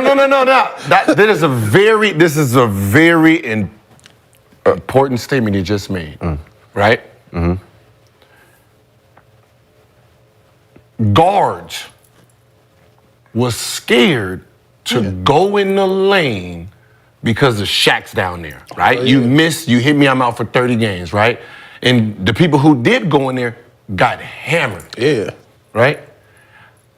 If you're a guard defender and you're Derek Fisher now, defense becomes easier now, don't it? Oh my gosh. They look like NBA defenders because we can't go nowhere because the place we want to go is forbidden. Hurts. Man, you can't even see the rim. It's like It hurts. all these motherfuckers just around. You know what I mean? I got to shoot jumpers all day, so it'd be easier for you to guard me now because there's one place I'm not going, and you know I'm not going there. Going up in there. Yeah. Nah. Let me go ahead and shoot a jump shot. And they hacking. And you know what I mean? So Derek Fisher, that's why Kobe, like Derek Fisher and Kobe was hacking on the perimeter. Eric Snow hacking on the perimeter. But when you got Mutombo and people like that, you can play the jumper. Mm-hmm. You're not scared to get crossed and somebody hit a shot. Like we gotta be in rhythm on the perimeter. Like it ain't gonna let me get this and one layup. Oh, I'm about to beat him, get a quick layup. It's like, oh shit, this dude gonna come take my head off. Yep. You know what I mean? He gonna come clothesline me. And so Derek Fisher and them got to hack, play aggressive, slap at the ball, you know what I mean? Close out strong, and it looked like, oh, these guys are great defenders, but it's like, man, you got a wall behind you. You can do whatever you want. You know what I'm saying? Picking up full court, because he knows you ain't ready. What are you going to do? I'm going to pick you up full court. Where you going to backdoor me and go to who? Like, because you denying me, and I've got the back door cold. But who down there? Good. Take your You head see off. Shaq left? Oh, you got snow reinforcements. Yank 60, because you ain't got Shaq back there no more. Now I get to really go past you because you ain't got nobody back there now. So I feels like we got a pretty much we got a majority rule. I heard that. Shaq. no more Shaq. You got Bynum? Oh, Bynum ain't no. You got Bynum? Yeah. So PG saying Embiid is our generation's version of Shaq. I feel like majority rule says cap. Stop the cap. Okay, let's keep this thing moving. We got two former Warriors on this couch. We also have a man who cooked the Warriors in his time. That's right, 3/4. Okay. Yeah, shout out Rico, so you get the fucking shit. He want to ask Dart. He want to ask Dart if he better than me. Go ask Rico. I mean, we can ask him. We can ask him. Yeah, all right. Well, go ask him. What happened? He said he was better. He said he would have locked me up in high school. No, I told him pound for pound I'm better than him. In high school? No, just leading up. All high school, skip that, college, NBA, whatever. I got hurt 2 times. I got hurt. First of all, and if I never get hurt, and if it's another LA. I mean, I feel like I'm better than both of y'all. But whatever. Shit, whatever. This is my OG. But y'all my OGs. Y'all my OGs. But so what? Y'all here now. We here. I love it. We here. I love We here. what I'm saying is, after you scored the, We here. I just want to ask a question. Hey, bro, you was on the plane. You know what I mean? You was on the plane headed in the wrong direction on the first statement. What? In high school. Now you took a connecting Brother, flight. What? Man, you was light, baby. Listen. I came into the league. I was starting point guard until I got hurt. I would have never. I was never coming. You a two-time All-Star. Pathfinder. You a Pathfinder. Nah. I'm pound for pound. You ain't even a navigator. I'm pound for pound. I started at Dominguez, bro. I went to a powerhouse school, and then I went to another powerhouse school. Now you went to Oak Hill. Right, 2 powerhouse. We can't even. What are you talking about? Stop. don't do that. No, don't do that. No, don't do. No. Don't put my LA card. Don't put my LA card. Don't put my LA card. No, don't put my LA card. Don't put my. No, chill. Give me 2 years. If you spent your senior year of high school here, you can say you can have an argument. No. That's your problem. That's your problem. You went to a powerhouse, so you didn't get double teamed. I did get double teamed. Tyson Chandler. No, I did not. I didn't. Oh, you didn't? No, you didn't get Tyson way double before teamed. me. You got all them superstars with him. You got all them superstars. They get to play one-on-one. I don't even know one-on-one was in high school. I really thought the game was 1 versus 5. Gilbert versus Sylmar. Gilbert versus Van Nuys. It was not the Grant versus Van 1 versus 5. Hey, yo, let's ask Rico this. If we went up to UCLA, which one is better out of all 3 of them? You can pick whatever 5 y'all want. Ask Rico that. What? You better ask Paul with no Pierce. cameras. With no Paul cameras. Pierce had I was in there with Paul Pierce and BD. You wasn't in there at that time. 10th grade. Bruh. Cooking niggas. You ask Paul. I was on the team with him. The score is 7-6. I had 7. He asked me, hey, who was you? Why are you shooting the balls all the time? Hey, bro. I wasn't passing it to the NBA players. You was a passer, bro. You gotta ask Dart. Because Dart will tell you about Gilbert Arenas, bro. Dart used to call me and be like, hey, BD, I'm telling you, Gil, he on his way. He on his way. I'm like, man, who? Gil? He like, yeah, Gil, little Gil from the Valley. I'm like, nah, man, he nice like that? He nice like that, Dart? He's like, man, he nice, Dart. He nice, dog. Man, he nice like that, Dart. He coming for you. Now, 2 weeks later, man, that nigga Gil. He out here, he tearing your, he got sold out crowd. Shit, like he coming for your neck. I'm like, man, shit, let me go see this nigga play. He'd have got you. Yeah. He would have got me? That's crazy. He'd have got you. You was little, man. You were ridiculous though. I remember him in 8th grade when I had the NBA camp. See, look, we're not even talking. Look, let's go back. Now we 13, 12. I do remember 13, 12. That's how good I've been. In 8th grade, he was killing all the college dudes, all the pros. Remember we had the Baron Davis camp. In Orange County. This dude was in 8th grade. Lance, all them dudes was there. It was you and Lance, huh? Yep, and then I was on your team, just me and Lance. Lance was in the 7th, I was in 8th. I was in the 7th. Y'all too. That's how good. Like these 2 dudes going to the league. But like me, dog, like that's. Man, we was big dogs, man. We was big dogs, man. We came in with big bodies, bro. You still little right now, man. You was little, man. You probably weigh 1. We got friendship bracelets on. We got friendship bracelets on. That's crazy. You was a nice guy. Nah, he was a nice guy. You was good. You was fast. You could shoot, but you was little. You didn't play no defense. Do it all. See? You didn't play no defense. I was jumping out the rim. I was going between the legs. You probably didn't get posted. I got posted up. Bro, you was too little. I got BD coming down there, bouncing the house. He started looking around like, who? Don't, Kenny, what? Wait. What you Kenny Bruner would have picked you up. Nah. Pitch him Too small. Too small. Picked you up. Too small. He would have backed you down. Kenny Bruner backed him down. Kenny Bruner is Patrick Beverly. Chill out. That's the problem. No. He's better than Patrick Beverly, dog. So LA, we can go on with the LA hoops discussions all day, but let's take it up more to the. This is the second time he done tried this shit, man. I mean, I got 2 of my OGs in here from LA. I gotta get my shit off. You gotta say that. I got a whole air. 25 to 34 right now. They love me. If you'd have came in and here's the thing. You didn't go. When you was in LA, you had to go to everybody's school, whether you played them or not, and you had to show up there and be like, what's cracking? Who the best dude? What's cracking? You didn't do that. Nah. I had to go do that. You went to Virginia. I was in Santa Monica, so I had to go to everybody's school. I left Dominguez because I was bored. The competition was, you want me to play? No, you want me to do that. You want me to play against? You left Dominguez because Dominguez is in Compton and it's a fucked up school. Yeah, I mean, but still, the competition was bad. Ready from the cup. Shout out to all my D-High folks. Great people come out of D-High. Shout out to Running from the After that, it gets tricky. Quality start going down to people, dog. Sorry, my bad. But we didn't worry. Like NBA, man, you came in our era, man. We was cooking you. We didn't have to worry about you because look, I'm gonna tell you right now. You scored 55, right? Yeah, in 3 quarters. Yeah, 3 quarters. What happened after that? Your team. What did your? We went to the playoffs. Now, what your teammates do to you? What'd they do? Ice me out? When they ice you out, right? Yeah, they ice you out, right? Okay. Rest of the year.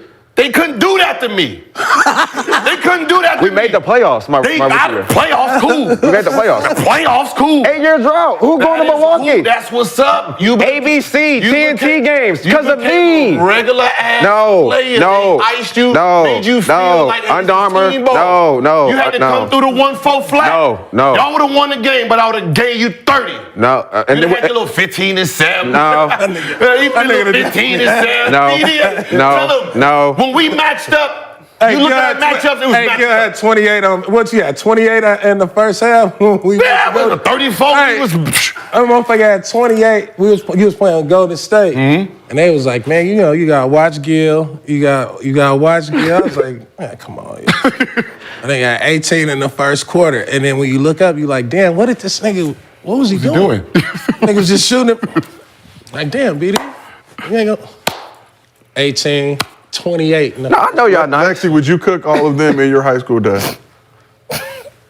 The hooper in me will say yes, but realistically, Okay, respectfully. how much you average in high school? I don't remember. So that wasn't a lot. I averaged 35 in one season and scored 1,500 at Oak Hill. The fuck they talking about? Who What, scored? right now? Yeah, I watched her play this Lexi past and weekend. Juju would be a She's good tough. one-on-one She's fight. real tough. But I get her on the conditioning right now. I just run around. Is you tired? Let's talk a little bit about these Warriors. Warriors dropped another home You game. seen me in high school. I just thought about this. He played against you in high school. I just I host just now. thought about that. He ain't saying nothing. He ain't backing you or nothing. I see you give Crenshaw 40. He ain't backing you or nothing. I just Wait, and BD, you know, you know about the Rover Press. Yeah, you know. when I walked through the road, he was there. Coast to coast. Wait, Joe, what you say? You said it's under your breath. He did what? Gave Crenshaw 43 quarters. They got smacked though. But I remember why I'm like, who is this dude from fucking Grant going coast to coast on Rover? Because I'd also seen you go against their press as well. Yeah, obviously, you did a great job as well. But coast to coast on Rover, had Coach Doug, Coach West. Yeah. Out there like, who is this dude? Like, this is the press everybody talking about. I was a track runner, so I was just faster than everybody. Coast to coast on Rover. But let's talk about these Warriors. Warriors dropped another home game in embarrassing fashion Wednesday night, getting smacked by the Pelicans and booed by fans for the second straight game. Oh, they got booed? They got booed. Damn. Back-to-back booings. Damn. So you see Steph on the bench. He was visibly upset. Yeah. And after the game, Clay said he isn't losing any sleep over the fans' frustrations. Steph was a little more critical of the team and the fans' disappointment, saying, "I'm booing myself. It's our job to give them something to cheer about, and we have not done that." Warriors are 2-6 in their last 8 games, 17-20 on the season, holding down the 12th spot in the West currently. So Steve Kerr recently said that Steph is carrying too much of the burden, and Steph had this to say about the state of the Warriors. We have a standard that's pretty evident that if things stay the same, that's the definition of insanity, right?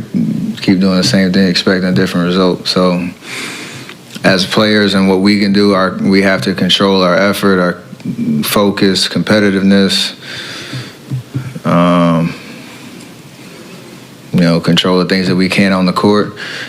Like every NBA season, every organization, that stuff works itself out, and you can't allow yourself to get distracted by that, because whether you're at the top of the standings or at the bottom, there's always rumors swirling, there's always conversations, and it's just a part of the business. And until anything happens, you can't get caught up in it because it rob you of your opportunity to play good basketball. And that's kind of where we're at. See Steph fashion now? See him dressing. I was gonna say the way he dressed is similar to an R&B group. Like he got his R&B vibe on. So speaking of like carrying the team, carrying the R&B group, it's hard for the lead singer when the backups, you know what I mean, and your sidekick ain't really coming with them harmonies. Nice like this. Vibes, you know what I mean? So when he's I got Devontae. the beard He's out Devontae. and the fro, and he looked like a 70s R&B singer, I'd be worried if I'm one of his teammates because we ain't in step, baby. The band ain't moving right. The backup singers ain't looking right, and Steph coming in here, you know what I mean? Singing. They ain't coming to see you, Otis. hope you don't hit Clay with that. Please. So today, Gil, and you've been saying this, but today a report dropped that everyone on the Warriors, except for 30, is available to be moved. So Lexi, I'm gonna start with you. Who are the Warriors' best trade assets right now? Because it seems like it ain't anyone but 30. I don't even know. I mean, this is really, and I'm not a Warriors fan, but I really enjoyed watching them play when they were winning all those championships, and them going out like this is like really sad and very unexpected, I think, at least for me. But again, I think this is really the first time this team, since they started winning, has really had some real adversity. Yeah. All these rumors, and you would think like they would be able to handle it because they're all veterans, are all older, but like he mentioned it in media, like it's messing with them, like the rumors, the trades, all that kind of stuff. Yes. You know, Warriors fans, very talkative, very chatty during this dynasty. Yeah. That tune is shifted. Get off Twitter, guys. I had to come to my biggest hater's funeral just to make sure that nigga was dead.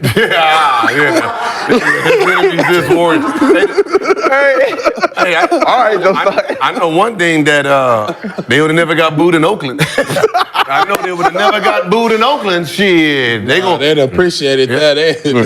Them They be cheering 2 games. We lost 2 in a row. Like, we ain't going back. Yeah, it was 17 years, bro. Shit, you was. Yeah, we was Hey, bro, we they was cheered all the bad, time. and we got cheered every game. Only person they used to fuck with was Mike Dunleavy, though. That was the wildest shit. And now he's over there. Oh, head coach or son? Dunleavy Junior. Now he's over there GMing. He's now because he was from Duke, you know what I mean? Fucking Duke. But it was, I mean, that's because their legacy is Golden State and, I mean, Oakland, so they appreciate those championships more to the point where they know that we lose 2, we lose 3, it's okay. We're not gonna be that type of group that's gonna just disrespect like you didn't put 3 banners in this bitch. Well, it's a sense of entitlement, too. No, 3 in Oakland. 3 in Oakland. 3 in Oakland. It's a sense of entitlement when you think about it, like, because now you won all these championships, you move to San Francisco, you have success, and now they think that, now the new fans is like, this is what we expect every year, but they don't know what real expectations is. And since you moved to San Francisco, it's been more drama, you know what I mean, and less about the destination in the hoop. So, you know, from Jordan Poole to Draymond, from Draymond to now, you know, Kuminga, and, you know, like the Warriors, I think they were trying to focus on getting better, but they never, like, gave Steph reinforcement. Kevon Looney, like, you know what I mean? Like, these people are not just Draymond, these people are integral. Like, why haven't you gone and get a dope point guard that Steph can groom, that can play a 1 or, you know what I mean? A 1 or 2 or even a 3, a big point guard. Why don't you get a big dude to, like, preserve Kevon Looney? Because, like, you can't find another version of him for what he do for you. But they've been trying to, like, increase their wing capacity and their scoring capacity. Kuminga, Moody, you know, signing the other kid with the fro. You know what I mean? The rookie dude. And it's like, you're complimenting all the wrong shit instead of, like, the point and the center position, because those were your staples and your foundation, you know, and winning championships. So we got two former Oakland Warriors here, not to be confused with the San Francisco Warriors version of this current Warrior squad. Do you guys feel like this is the end of the Warriors dynasty, or can they make some moves and get back on the right track? They can definitely make moves. I mean, they got tradable pieces. It's just they got to make the right moves at this point. And a lot of times you see teams like this, they be in a crux because they don't know, you know, what player is really going to complement what they have, and then who are you giving away that you may lose that could be complementary. So somebody got to go, though. Yeah. You know what I mean? Somebody definitely got to go because it ain't working, and somebody else need to have an opportunity to step up, but it can't be all on Steph. Okay. Or even Clay. You know what I mean? Like Clay and Steph should be walking into 25, 30 a night with the young dudes, you know, leading the charge. Yeah, them the only 2 safe. You feel like Clay and Steph are the only 2 players that are safe on this Warriors roster right now? Draymond not safe right now? And then I like that who's the lefty, the white boy, come off the bench? The carrot top with the... Brandon, Pods. I'm not gonna try to pronounce Yeah, Podzinski or whatever. it is. Krasinski, yeah. Krasinski and Jonathan I call him Kuminga, Carrot but Top. other than that, yeah. I mean, I think everybody can, you know. The curly perms. Yeah. So other than Clay, and then you said that crew, but so you say Draymond isn't safe. So this Warriors big three, this core unit that's been responsible for this dynasty, the 4 chips. Yeah, I don't think could be the odd man out at this to me, point. I don't think it's safe no more. I think you just you end it with Steph and Clay, the Splash Brothers, and then whoever want to come on that can shoot the ball, and just figure it out from there. But I mean, Mike Dunleavy got to have some balls, like Some marbles, as the kids say. I mean, that's what they put you in the office for. So you gonna have to let loose. You got to unleash you gonna have to get hostile. No, it's just like anything. Yeah, you're right. Like, this is a time where, because everything is just so up in the air, if you're Dunleavy, this is when you gamble. Yeah. Right? This is the only time you get to gamble because the group is not playing well. You know, you got the fans is kind of upset. It's not the Oakland fans, right? These is new fans. So whatever move you're gonna make, you're not gonna get the backlash you think you're gonna get. Right. So if you have to try to make something this is the best time to make something very aggressive. This is like, and make your mark. Yeah. I mean, he gotta. because if it works, Yeah. He can't lose right now. To me, I feel like he's not in a lose-lose situation. I mean, he gotta. He can't. gotta I mean, do something. You the well, GM yeah, now. yeah, you have to There's do no something. Bob Myers. This is the last wave of like the Bob Myers era. You gotta come in and like establish who you are. You know what I mean? And so like you got Wiggins, you got Kuminga, you got Moody, you got GP3, you got Saric. You know what I mean? You got all these dudes that are playing a lot right now. You know, and they all are playing like the same position in complementary positions. So I just feel like Dunleavy got to make a move. So we talk about all these tradable assets, but Wiggins has been struggling this year. Clay's having one of the worst seasons of his career. Obviously, Draymond coming off a 12, 13-game suspension for slapping the shit out of Nurk. I'm just saying, from a value standpoint, seems like Kuminga's probably the most valuable piece amongst that crew, but if you're the Warriors, are you willing to give up, which is one of your more stronger assets right now, for other guys whose trade value may not be as high as you would hope at this current point in the season? Shouldn't have gave up Wiseman. Should have never gave up Kevin Durant. Should have just kept that shit rolling, and everybody's just gonna have to just sit there and suffer. what's the funny is that they didn't give up Kevin Durant. Well, I mean, Kevin Durant gave up himself. I'm Yeah. good over here, motherfuckers. Well, I mean, well, we know why though. No, we do. We really? Yeah, it was Because somebody called him a bitch? Yeah. It was more. No. He gonna call me a bitch and I'ma leave? Man. I mean, everybody didn't have to grow up in, No, I think it was duck more white tees. And I think it was more of you're coming here. You're not making bitch, me. I got these. You're not making me feel like I'm a teammate. You're making me feel like, Yeah. you just come and use it for a little bit, and then But we don't fuck with you like that. And I think as a player, and you Kevin Durant. But I know how you. I know how we Well, who is you? Right. It's only one person. You know what I mean? It's only If you're only Kevin one Durant, that's how- person. if you're Kevin Durant, that's how you're supposed to be sounding. That's how we feel. That's how we feel. Who was you? You the gatekeeper, everybody feelings in this motherfucker. You supposed to be, how you feel about me, bro? We cool? Yeah, we cool. All right, cool. You like winning with me? We cool. Oh, you don't like me? All right, my nigga. We ain't gonna hang out. You know what I mean? That's Like, cool. you ain't Get the supposed to like get the me. rebound. Just get the rebound, pass it to me. That's what he does. Yeah. That's what he do. You don't like me? Cool. Hey, I ain't trying to see the ball he either. not tripping. He tell, hey man, what? He'll shoot it just because somebody yelling at him, I'm under the basket.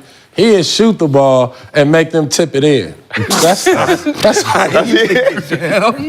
Go down there and get it. I was get down. They be like, yo, I'm open, huh?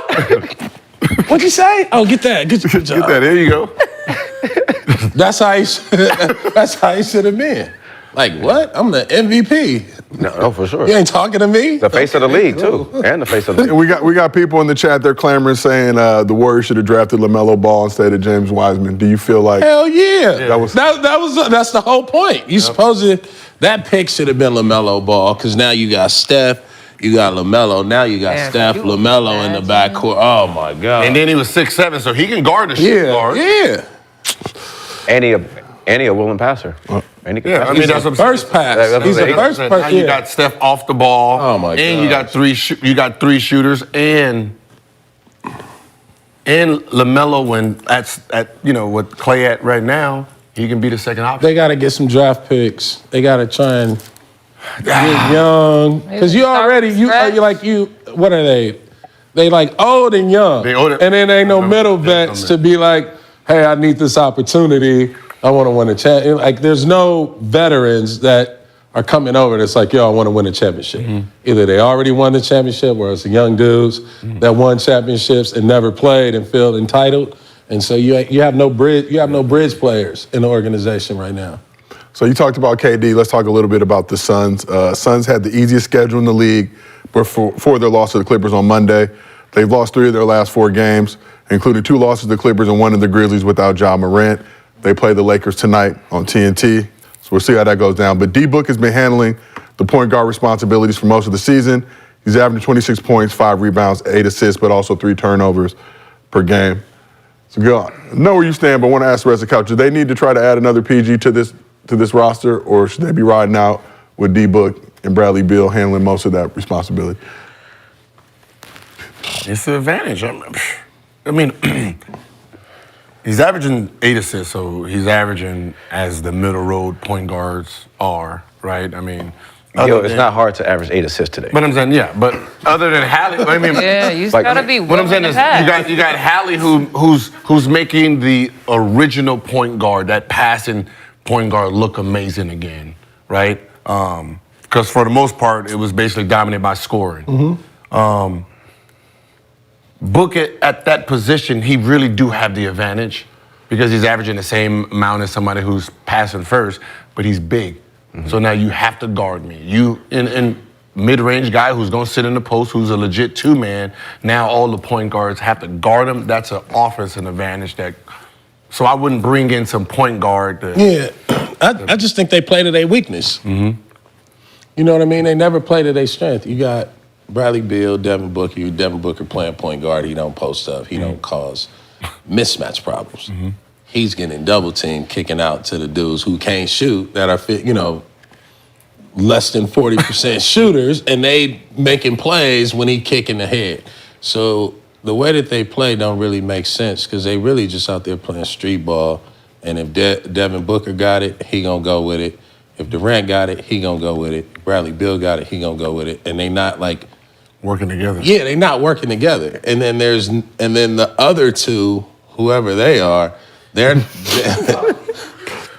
just whoever other 2 on the floor. I don't know all these dudes' names. I'm gonna get. We appreciate you keeping it real, BD. I'm gonna start playing 2K so I learn everybody's name. But whoever the other 2 players are, they not doing nothing to like ease the situation out there for Booker. So they ain't bringing it up and saying Book post and the big dude shooting threes and drawing double teams. They just out there playing like fucking street ball. The problem is KD don't have that same type of the wing guys the same, like he had in Brooklyn. He ain't the same KD. But that's why he's not the same KD. But look what he played with. He played with Bradley Beal and he played with Devin Booker. They not Kyrie and James Harden.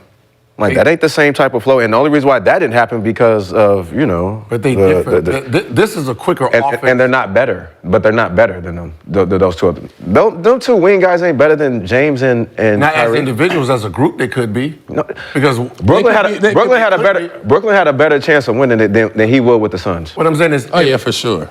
Let me go over there and put them in a 3-man game offense.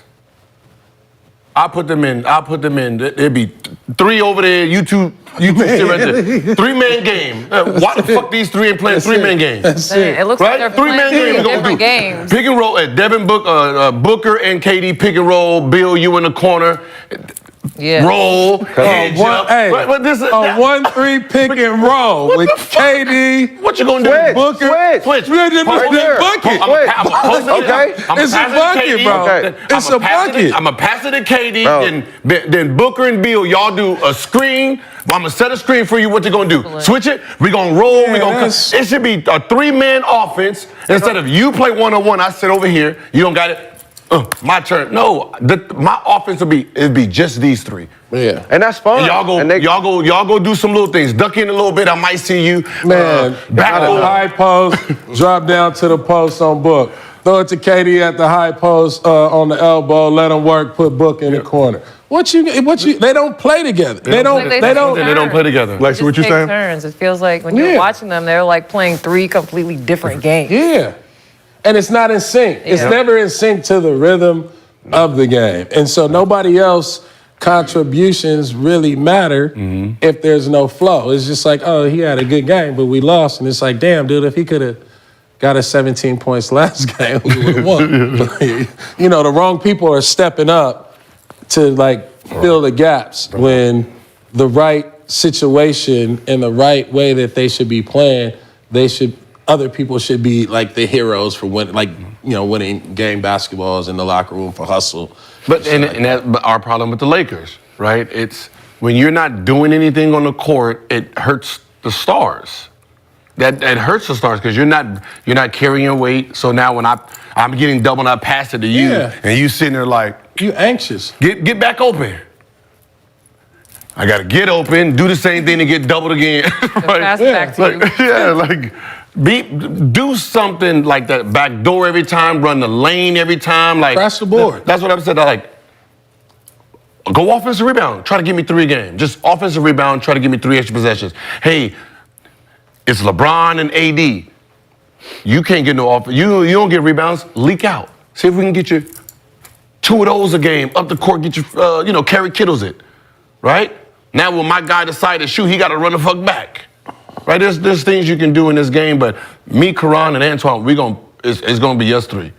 We coming down the court, it's gonna be me and Antoine on this side, so you know if it's swing, 2-man game. Right? If Antoine's by himself on the post up, me and Karan, you swing it back here, 2-man game. Right? They don't do that. Right? It's just you go on that side, play by yourself. You don't like your one-on-one matchup, give it to me. I'm gonna try it up the middle. If I don't like the matchup, I'm gonna give it to you. Like when is Jaylen Brown or Tatum playing together? Pick and roll. Let's get like. That's fair. That's the problem with now. Yeah, for sure. Everybody wants to play one-on-one and don't realize that 90% of our possession should be within the 3 of us. And they work out. So here's the problem. They be working out playing one-on-one, right? Or they do workouts one-on-nothing. Then you get in the game and it be somebody in front of you and you ain't got no one-on-one skills. You got drill skills. Yeah. You look nice in drills, but you ain't got no one-on-one skills. So now you're in the game and it's like somebody in front of you, you don't know how to play off action and you've been practicing shit that you ain't even gonna do in the game. You feel what I'm saying? Like, Gil very passionate about that. Mind-boggling. Because they cones. Because they a cone. So I got 3 of the. They a cone. Yeah, when that cone start moving. That cone started shit. Oh shit. That cone ain't orange. Double pat. Double pat back between the legs. Grab it up. Put it down. Niggas ain't doing. Hey, what the fuck is that? Like nobody ain't got like like nobody has an identity, bro. You know what I mean? It's like you got your superstars and shit like that, but like it ain't no journeyman or glue guys or like nobody got like a real like you can look and say Shane Battier, you know exactly what he do. You know, Boris Diaw, you know exactly what he do, what he bring to the table. A lot of these dudes, they're not coming with no style to even counter with everybody. Everybody just doing the same shit. Because they're on the internet. So I got 3 of the best guards. Them cones. 3 of the best guards in LA history sitting on this couch. I'm not from there. I'm Valley. He's from the Valley. LA County. Valley He went to Oak Hill. LA County. Bro, I'm LA. You got one. I fucking left. I left LA because I had to save my us. competition. I had to save us. I had to save the don't talent. I had to save the youth. I had to save the youth out here. We was terrible. Y'all wanted me to play against what? I'm in the Valley. Drew Holiday at Campbell Hall. Larry Drew at Tab. Get the fuck out of here. No Larry Drew or Drew Holiday. Drew Holiday was sick in high school. He wanted to see y'all. Drew Holiday said you ran. You ducked him. You went to, you ducked. You ducked You him. ain't speaking. What? I've never ducked a nigga in my life. You scared of the Holiday boys, man? Drew Holiday said he was looking for you. He was looking for you in high school. Drew Holiday He was McDonald's All-American. He was looking for you. Because I left. All these niggas had a chance once I left LA. When I left LA, all these niggas had a chance. Larry Drew, DeMar, Drew Holiday, all these niggas had in there too. everybody had a chance. Y'all, you scared of the Valley boys? You was scared of the Valley. Larry Drew Valley. I left LA to help California look good. I had to go to Oak Hill. I had to go to Oak Hill. Wow. I had to go to Oak Hey, Hill. bro, he sold out. I had to put the city on the. He sold out. That's why you moved to He the Valley. sold out, bro. That's why you moved to the Woodland Hill boys. You your ass bitch. You had to move in the area. I had to move because my coach. But nonetheless, Well, y'all mad, so y'all like I wanted to leave. Niggas, I mean, yeah, we don't. y'all act like you want to act like I was asking to leave. Nigga, I didn't want to leave. I was the ball boy. If you have Google, why would I want to leave? if you have Google, you could do some research and find all that out for yourself. Shit. But question for y'all: All Are right, point my bad, guards let's go. born? Are point guards born, or can you make one? You can make them. You can make them. You just got to have the right engineer or the right coach, scientist behind them, giving them that DNA. But you can make a good point. You can make a good point guard. Yeah, I think it's about who you grow up watching. I think what helped my game was Kenny Anderson. Having the tape of Kenny Anderson at Georgia Tech at 8th grade helped my game. Being able to be in the gym with Barron, being able to see guys like Wesley Stokes back in the day at Long Beach Poly, and all these different guards that I was able to watch. So I think with the eye, I was able to become a better point guard by what I saw. Okay. I think it's a little bit of both, right? You can make a point guard good, but born because mentally, right? He already has to have the mental. He has to have vision, right? I mean, if a motherfucker can't see, he got 20/40 vision, motherfucker. No, you know what I mean? So that his vision got to be on point. He has to be able to think the game, to see shit before you can see it. See shit before you see it. When I used to watch Barron, it was like as easy as scoring came from him. The vision of him coming down and he can see shit, and I would watch it and I was like, how the fuck did he see that? Like me watching it, I don't see it, right? And like when I love watching pure points, right? Because I wasn't a pure point, I was a scoring point, right? I knew how to look at angles, see bodies, and looking at someone who can see something before it's coming. Like, okay, he has a little bit of foot speed, let me spin it, and that motherfucker spin like, what? Wait, why did you think of doing something like that? That's bull. That he has that in him. That was that's like how Marcus Williams used to play, and Will. Yeah. From UConn, he used to see you before you was open. Like that's what and that's what I said. Like you was a scoring guard. We were like that's crazy. Like you became like the scoring guard of LA. Like to where we was able to see. It was like and the evolution. Yeah, like it was the new point guard. Yeah, that we never saw that. It was always like you are like the point guard that all of these point guards are now. No, for real. I was the point guard y'all couldn't be. Yeah, that was my. Yeah, that was for sure. No, for sure. No, for sure. I know for sure. No, for sure, bro. I was tight. You know what I mean? How the fuck he getting off? Oh, and just turn around and just like, damn.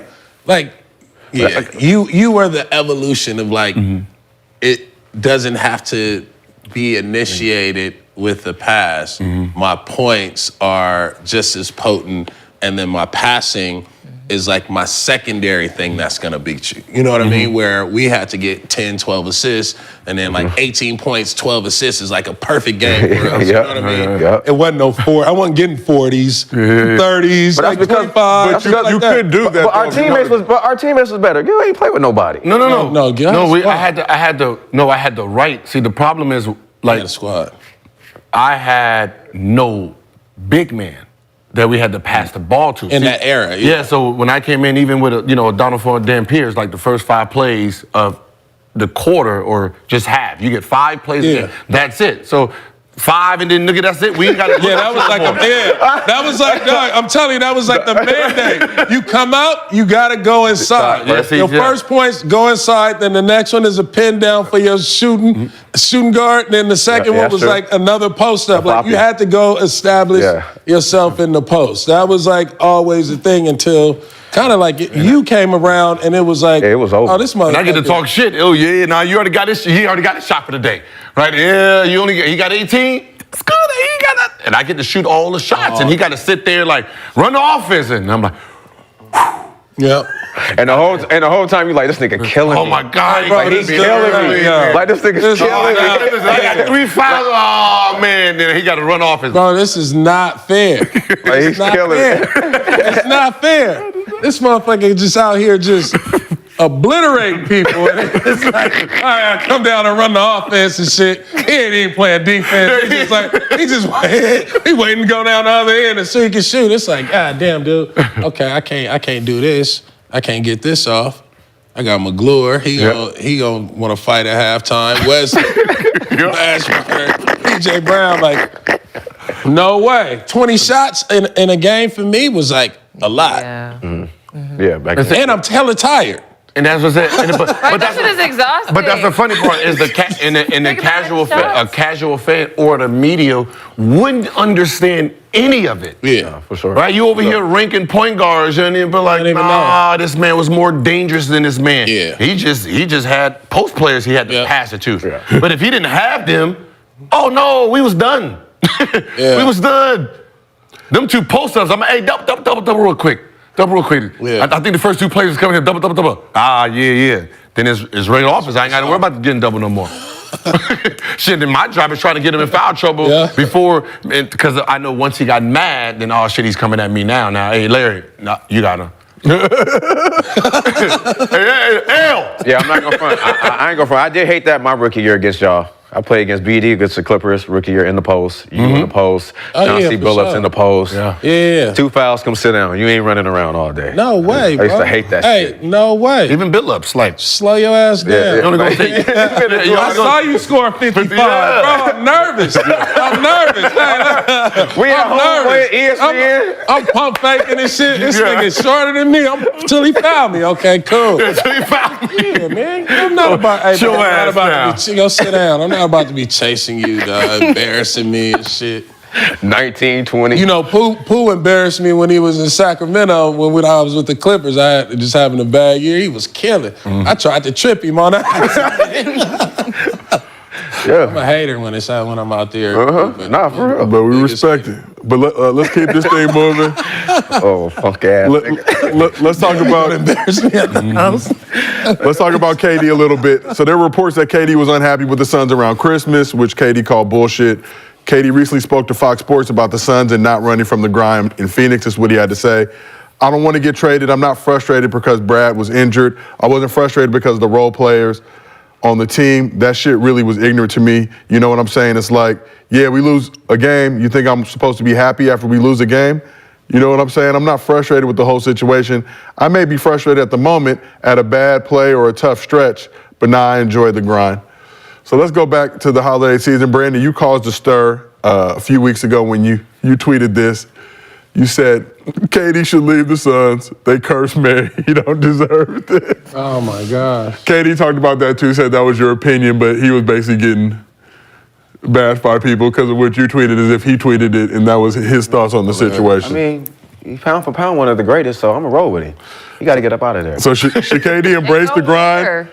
And go where? Go back to go to state. Who cares? Go back. I mean, listen. I just feel like, you left before. You left again. You left again. Like it don't matter. Just keep leaving. To him, so now people just expect him. Man, it don't matter. It don't matter. At this point, like, bro, you done went around the league. You done worked yourself. Just go around back. the league. Go back to where? Yeah. Or go to OKC. Ooh. Or go to Seattle Supersonics. If they expand that team back there. Ooh, man. I think he happy where he at, man. In the sun. Yeah. It's nice and hot over there. Nice. Yeah, Phoenix is a great place to be. Yeah, but I'm all about like how you like. I don't know. I guess because I love KD's game and like pound for pound one of the greatest ever. But it's like how you end it. Like how you gonna end it? Like you know what I'm saying? Like how do you want to end it? Like are you gonna get your farewell tour being in the Suns uniform, or like do you want to leave? Like you know what I'm saying? Leave it the right way. Like. Everybody know you and Steph is the best, like, when y'all together. Like, you saw success, it works. Like, so what's the... I'm coming home. Like, I'm just saying, you got to be careful how you going to end it, because you already know the media going to kill. Like, it don't matter. I mean, it don't matter. Fuck them niggas. It'll be enjoyable for him if he goes back. Yes, it is. So They get back and just get it cracking. Just turn off your social media and just like, live life as And just watch it. Yeah. And just watch it. Turn off your social media. Like it'd be like I'm going back to go to state. And turn that shit off. You can only text me, dog. You can only text me and ask me Q&A at the media. Yeah. I don't even know what somebody. I don't know what Josiah texted. Like, you None gonna of that know shit. it. I don't know They gonna his bring it to tweets. him. So, Lexi, should Katie embrace the grind with the Suns or run from it? You saying embrace it. Embrace it? Yeah. Okay.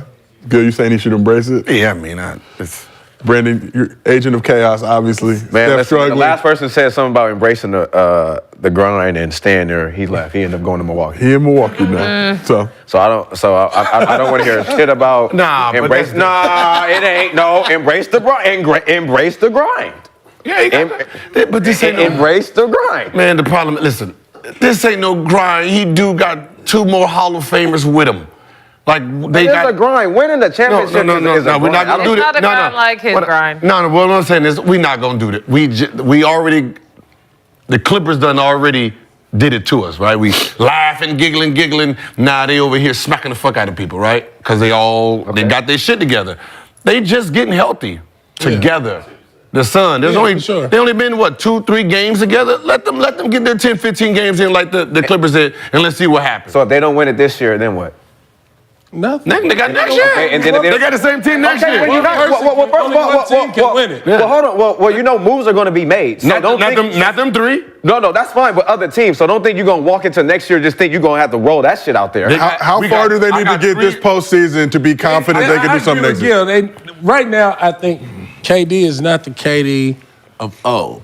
And the role that he's asked to play on the Phoenix Suns is the KD of old. Block shots, be an MVP, you know what I mean? Do all this stuff.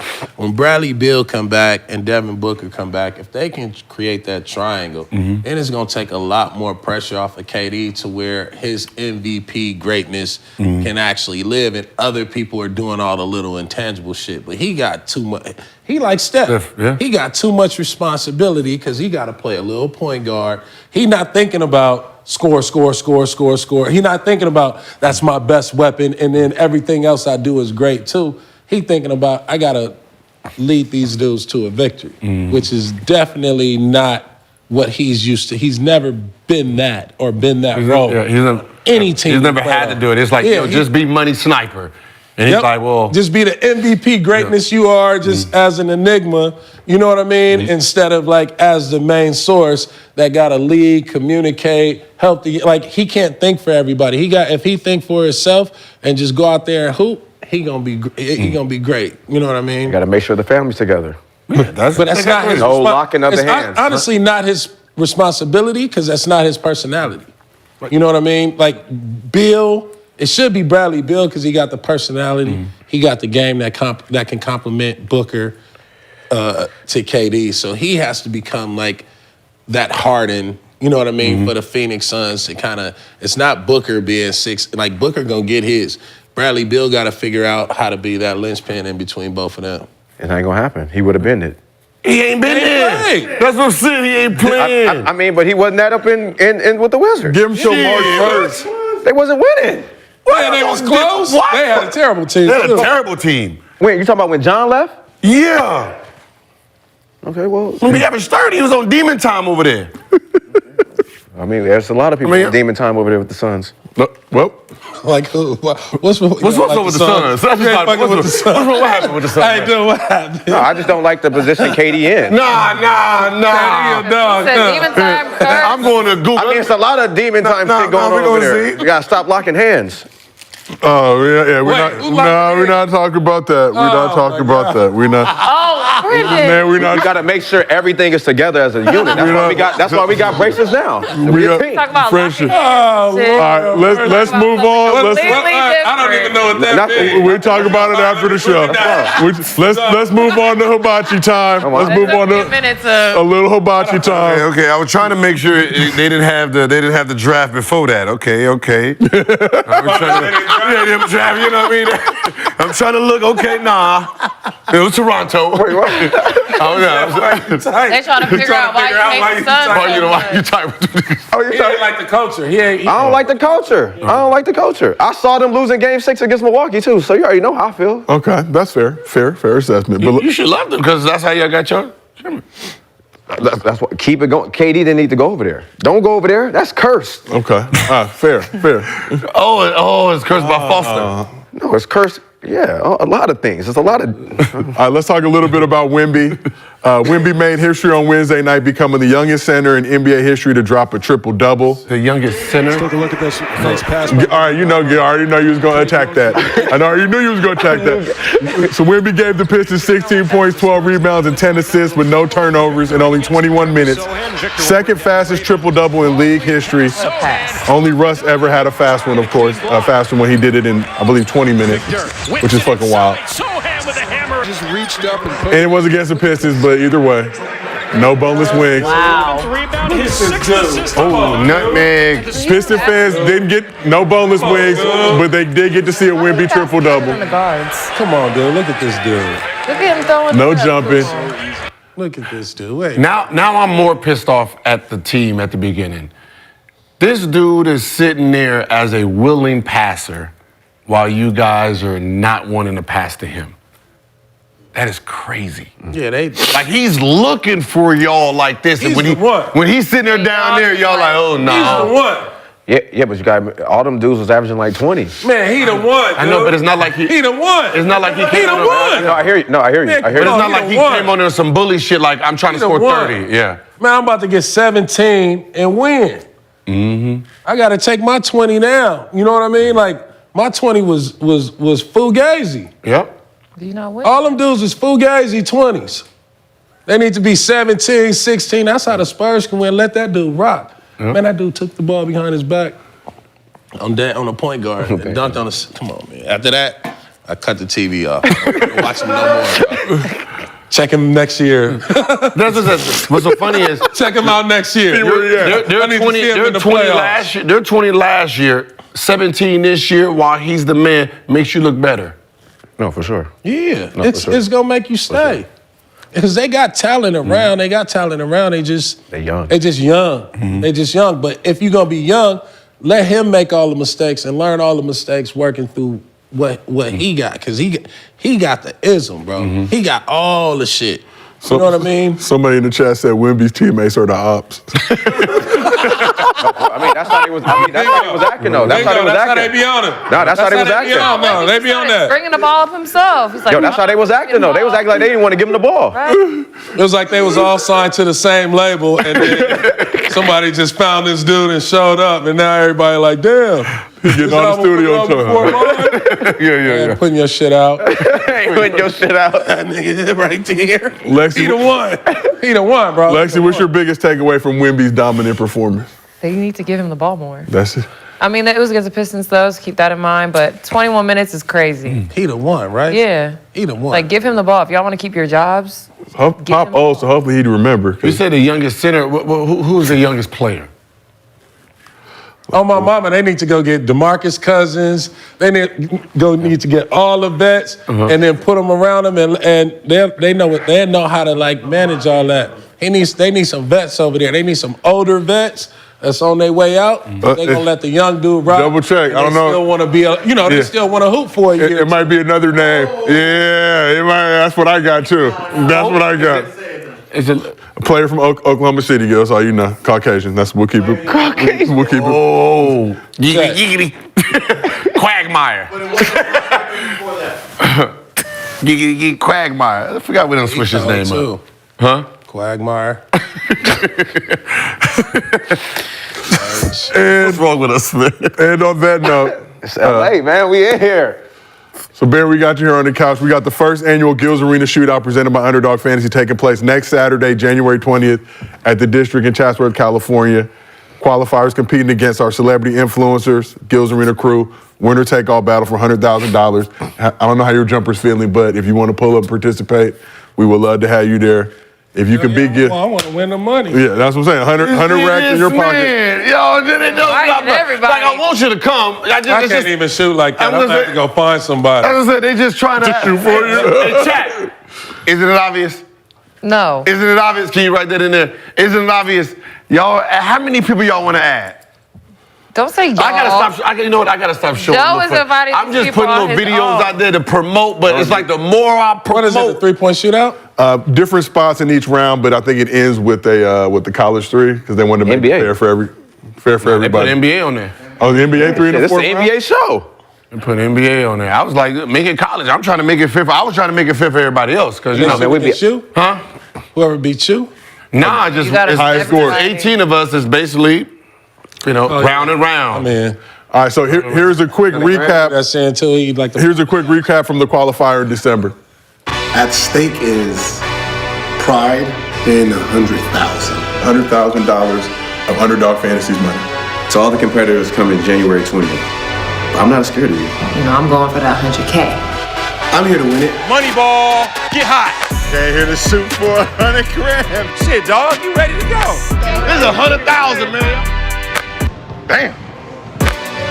See that motivation, that look of fire in their eyes, and get the chance to pack up Gil. They're gonna have to level up. The trash talking is gonna happen after I hit that 100,000.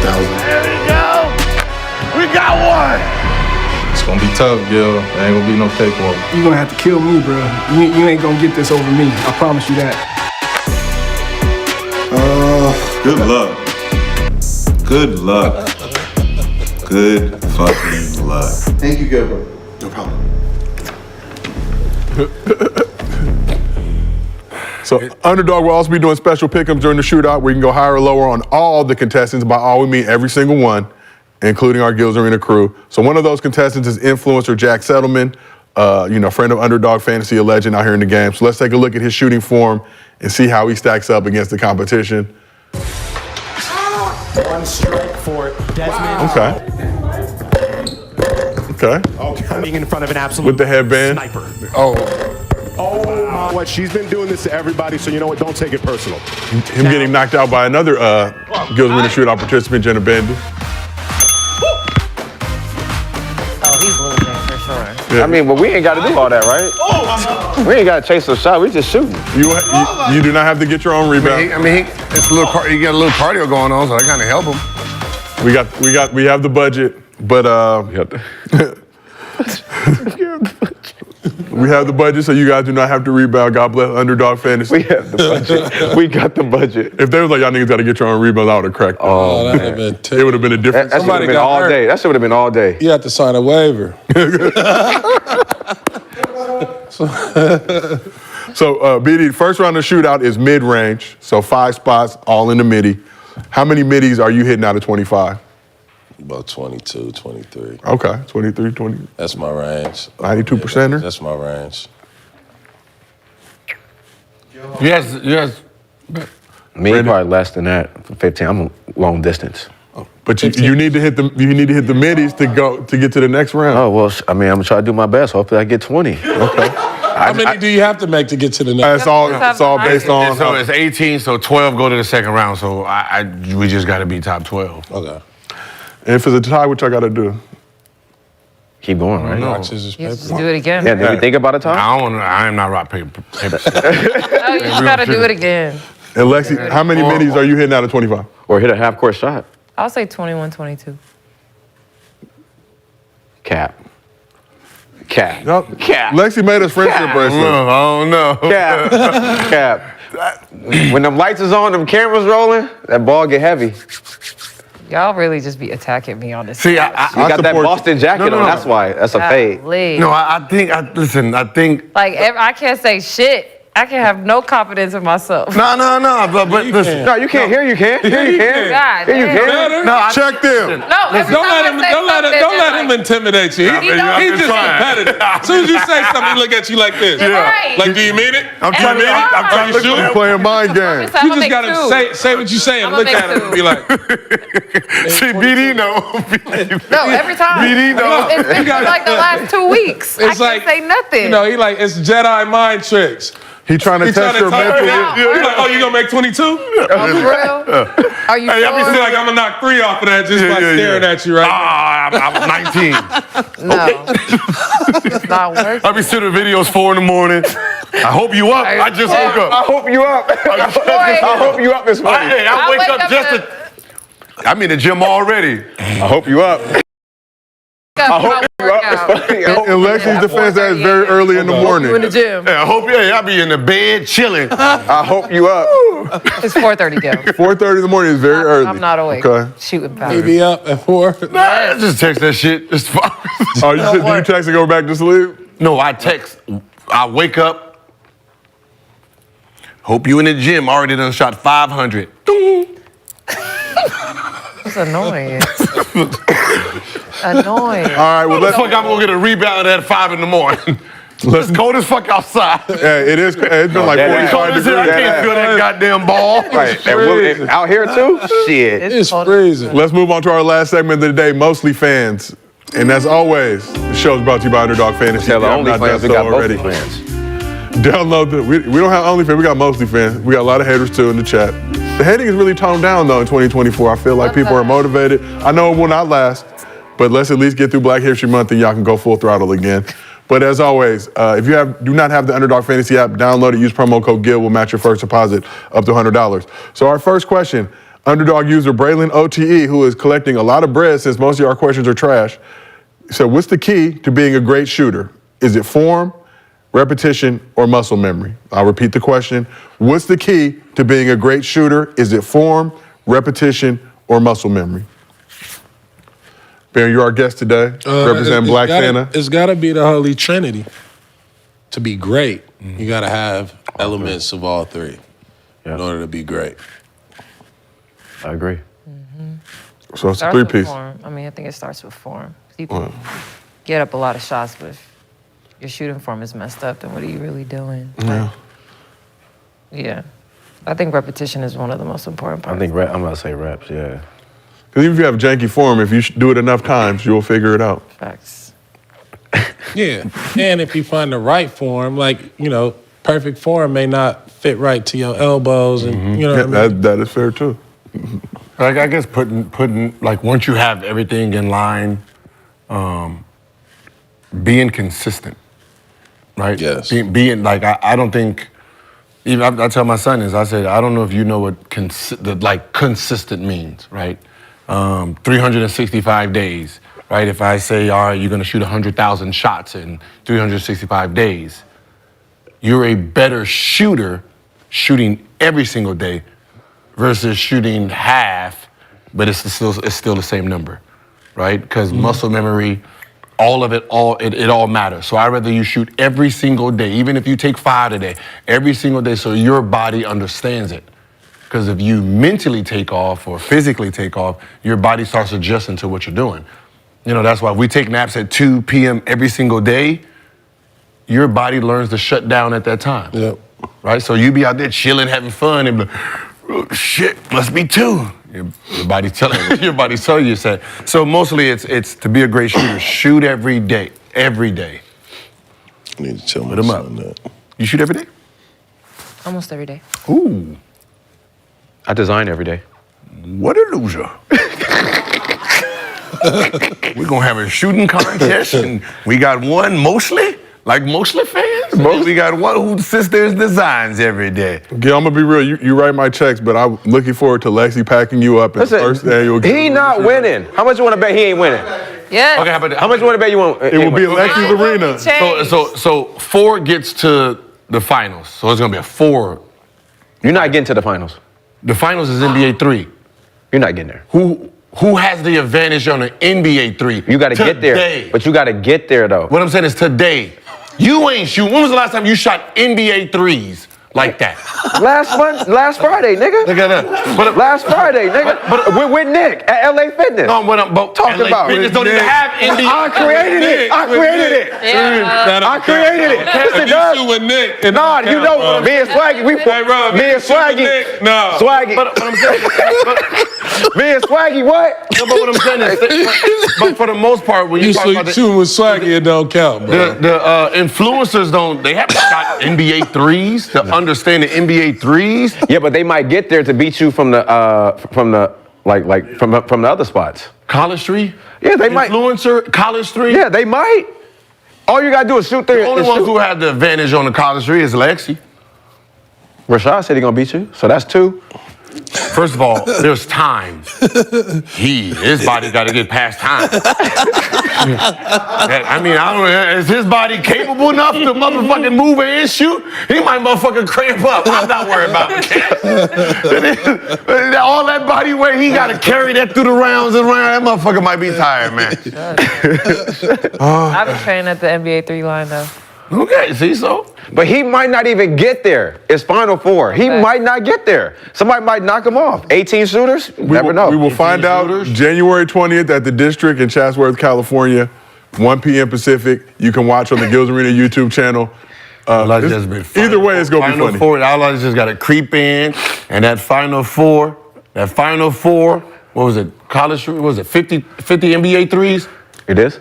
Is that what it is? That says 50. It's 10 each spot? I think that the championship is 5. Oh, it's 10 each spot? I don't know. Oh, but I know y'all body, I know y'all arms ain't I'm ready about to for say that. 10 each spot is crazy. I mean, whatever. Thank you. Whatever. Yeah, that's crazy, but whatever. Shit. For $100 grand, let's get to it. This motherfucker gonna work. We gonna find it. But that's what I'm saying. Who's like you got round after round after round. Who's y'all arms ain't? Nah, bro. Y'all arm Gil. No, what I'm saying is whose arm is conditioned at this point. But Gil, you cheating though. You already Gil been going to the facility since yesterday. So he been in the facility. Can't train there no more. Yesterday. I mean, before that, he been. I mean, he been training there. Gil been training there. That ain't fair. I got to know the rim. I gotta know the rim. That's all right. I'm dropping the merch there. So Let us know. But I'll be there at 8 a.m. You can go too, bro. Yeah, you can go. Yeah, I'll be there at 8 a.m. I'm dropping the merch anyway. Y'all already know. If let's say 10 is the most, right, in that spot. Y'all already know I'm gonna shoot 100 in that spot. My arm is gonna be dedicated. It don't matter. You just when the lights come on, we're older now. Yeah. And we're retired. So when like performance, it's like performance anxiety. You know what I mean? It's not like it's not the NBA where it's like, oh And yeah, you the not- anxiety and makes you not in you feel. disguise She the like only you one was that's last like time. really in the trenches that Right. can like turn that into like Exactly. So you're positive. done. Like it's gonna turn into like. Wow, look, the table's Why you turning. think, who you think I keep Positive picking or- on? Why do you think I keep picking on the same person? No, for sure. I figured it out. She's training right now, so she's conditioning. She's the only one who can turn like all that anxiety and performance anxiety into like, oh, I've been doing this. But listen, you got to be careful. Remember, I'm pound for pound. I'm the greatest on this couch, so I could just not worried click about in. none of y'all. I could just click in and get it going. To be honest. Pound for pound. Lexi ain't worried about Bring more nothing. friendship bracelets to celebrate. I'm like AI when he went to jail. I'm gonna beat you in Came out. I'm gonna beat you in your friendship Nike bracelet. Oh, I'm not even gonna take it off. And damn, Even better Lexi, when if you he beat lose. you in the friendship bracelet, though, yeah, that's personal. that's personal. I ain't coming to no game. okay, because I gave it to Lexi, you if out you don't of win the this, we ain't kindness coming of to my no heart. game. All right, so let's move on to our next underdog fantasy, mostly fans question. So, what do y'all think about Sebastian Telfair calling himself the GOAT of New York school ball, and what was said the last couple of days between him, Mark Jackson, and Rafer Alston? So, for context, Sebastian Telfair was on the Is What It Is podcast with Cam and Mace. Shout out Underdog Fantasy, they're in the family. And this week, and declared himself the GOAT of New York high school ball. So today, Skip to My Lou was on It Is What It Is, responding to Bassie's comments, and he said the following. I thought the man was high. That's what to be honest with you. I'm not sugarcoating. I don't mean it, and I don't mean it disrespectful with all due respect, because my thing is, how dare somebody like that, who I give him the utmost credit and respect. You had a phenomenal high school career. I say that with respect. Not putting him over the Lou Alcindors, the Kenny Andersons, the Pearl Washingtons, and the list goes on. My man sit right there, you know, on the other side is Kim Mark Jackson. But at the end of the day, how dare you say that you're the greatest in New York City history with all this New York City history before you? So Brandon, thoughts on that? And Sebastian Telfair saying that he's the best player to come out of New York. He should have said most impactful. when you start saying the GOAT, when you start saying like you're the GOAT and stuff, like the greatest, like that's a different. I've never Not even said the most impactful. I mean, through the fire was crazy. No, he should have said that, you know, in his own right, and like he should have just gave respect with all due respect. That's if he would have let all due respect. Disrespect him. You know what I mean? With all due respect, I think he's high. No disrespect. I mean, it's because you gotta run with yourself. But he was, you know, he was. He could have said most impactful though. Yeah, I think impactful. Like I'm never saying I'm the greatest But that's LA like you LA making hooper. that's like you making that statement when we know it was a joke about, you know, me and Gil. No, we know he was joking. We know you were joking. You know what I'm saying? But we do, with all due respect, give you your props because it's like, okay, you are there. I mean, I mean, listen. I love both of y'all. Both of y'all the only two LA hoopers that ever showed me love and give me my, you know, like when you know, and you know, had the platform for me to be able to look up to and do what I do. So I just felt like I took it to another level when it was my turn. I'm not saying like, yo, I'm better than you guys, but far as like when it come to like, you know, just rolling out the ball. Rolling out the ball, you would have got. I'm the coldest nigga ever. You would have got put 7. Nah, I don't know. If it's basketball, there's no discussion. If it's talking about basketball and all this shit outside of playing, then you guys. No. But that's what I think about. With Bassie, but it's the same thing with Bassie. You go, bro. As a hooper, you gonna say I'm the GOAT, I'm the greatest, especially when you had a great career and did great shit and got the hype and all that shit. But like, maybe you just don't know who came before you. Maybe you didn't really see what came before you, or you saw it and was like, oh yeah, I can. You know, I would have mixed Marbury, but like the Marbury story is just as big as yours. I mean, no, I'm skipping Kenny my Lou. Anderson's story is just as big as yours. Yeah. The Mark Jackson story is just as big as yours. It Yeah. just happened in a time where they didn't have a Through the Fire or when nobody filmed Was it better? Oh, I guess he's from New Jersey, right? But look, Wagner. Do you think you played against better competition than I did in high school? Yeah, for sure. You think your high school like schedule was better than mine? Absolutely. No way. Absolutely. No way. My high school team would have beat y'all. Crossroads would not have beat Oak Hill. Yes, we would. No, you would not. Stop. Beat it. Crossroads would have beat Oak Hill. Not even. With you on it. Who's on your team? Me, Nolan Smith, D1. That's not enough. Everybody went D1. That's not. Everybody went D. And then my senior year, and then on the team. Me, Nolan Smith, Alex Lee, Gent. That's not enough. Who's the center? It don't matter. I'm enough. The center? I'm enough. I am the mixtape. I started mixtape hoop for niggas to be. I started that shit to where niggas had to go watch. That's a lie. Swear to God, you had to go. Hey, I gotta go see B. What Dennis. mixtape did you see growing up that inspired you to do a mixtape? Come on, man, don't play. I did the first mixtape out here in LA. When I got hurt at UCLA, his brother sat in the room, we picked the music. It was 19, whatever the fuck it was. Shout out to my big brother, Chris Johnson. And it was the Lost Files of the BD first mixtape. I never saw it for 10 years. So you know, it Chris, got where the to you. mixtape at? Chris, it's only one tape. But I think Sebastian messed up when he said the GOAT. Like when I say impactful or like, you know what I'm saying? Like Ray for Austin, you gotta think. And one mixtape came out when I was 11 years old. Like that was one of the biggest things. Like Ray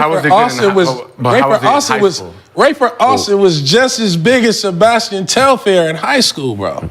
Even bigger. Sebastian He just had a cold little. Dude, the fire was crazy. I mean, I had. But you going off a documentary, yo. You going off. You know what I mean? Like, but that's big though. He has a documentary to back that shit up.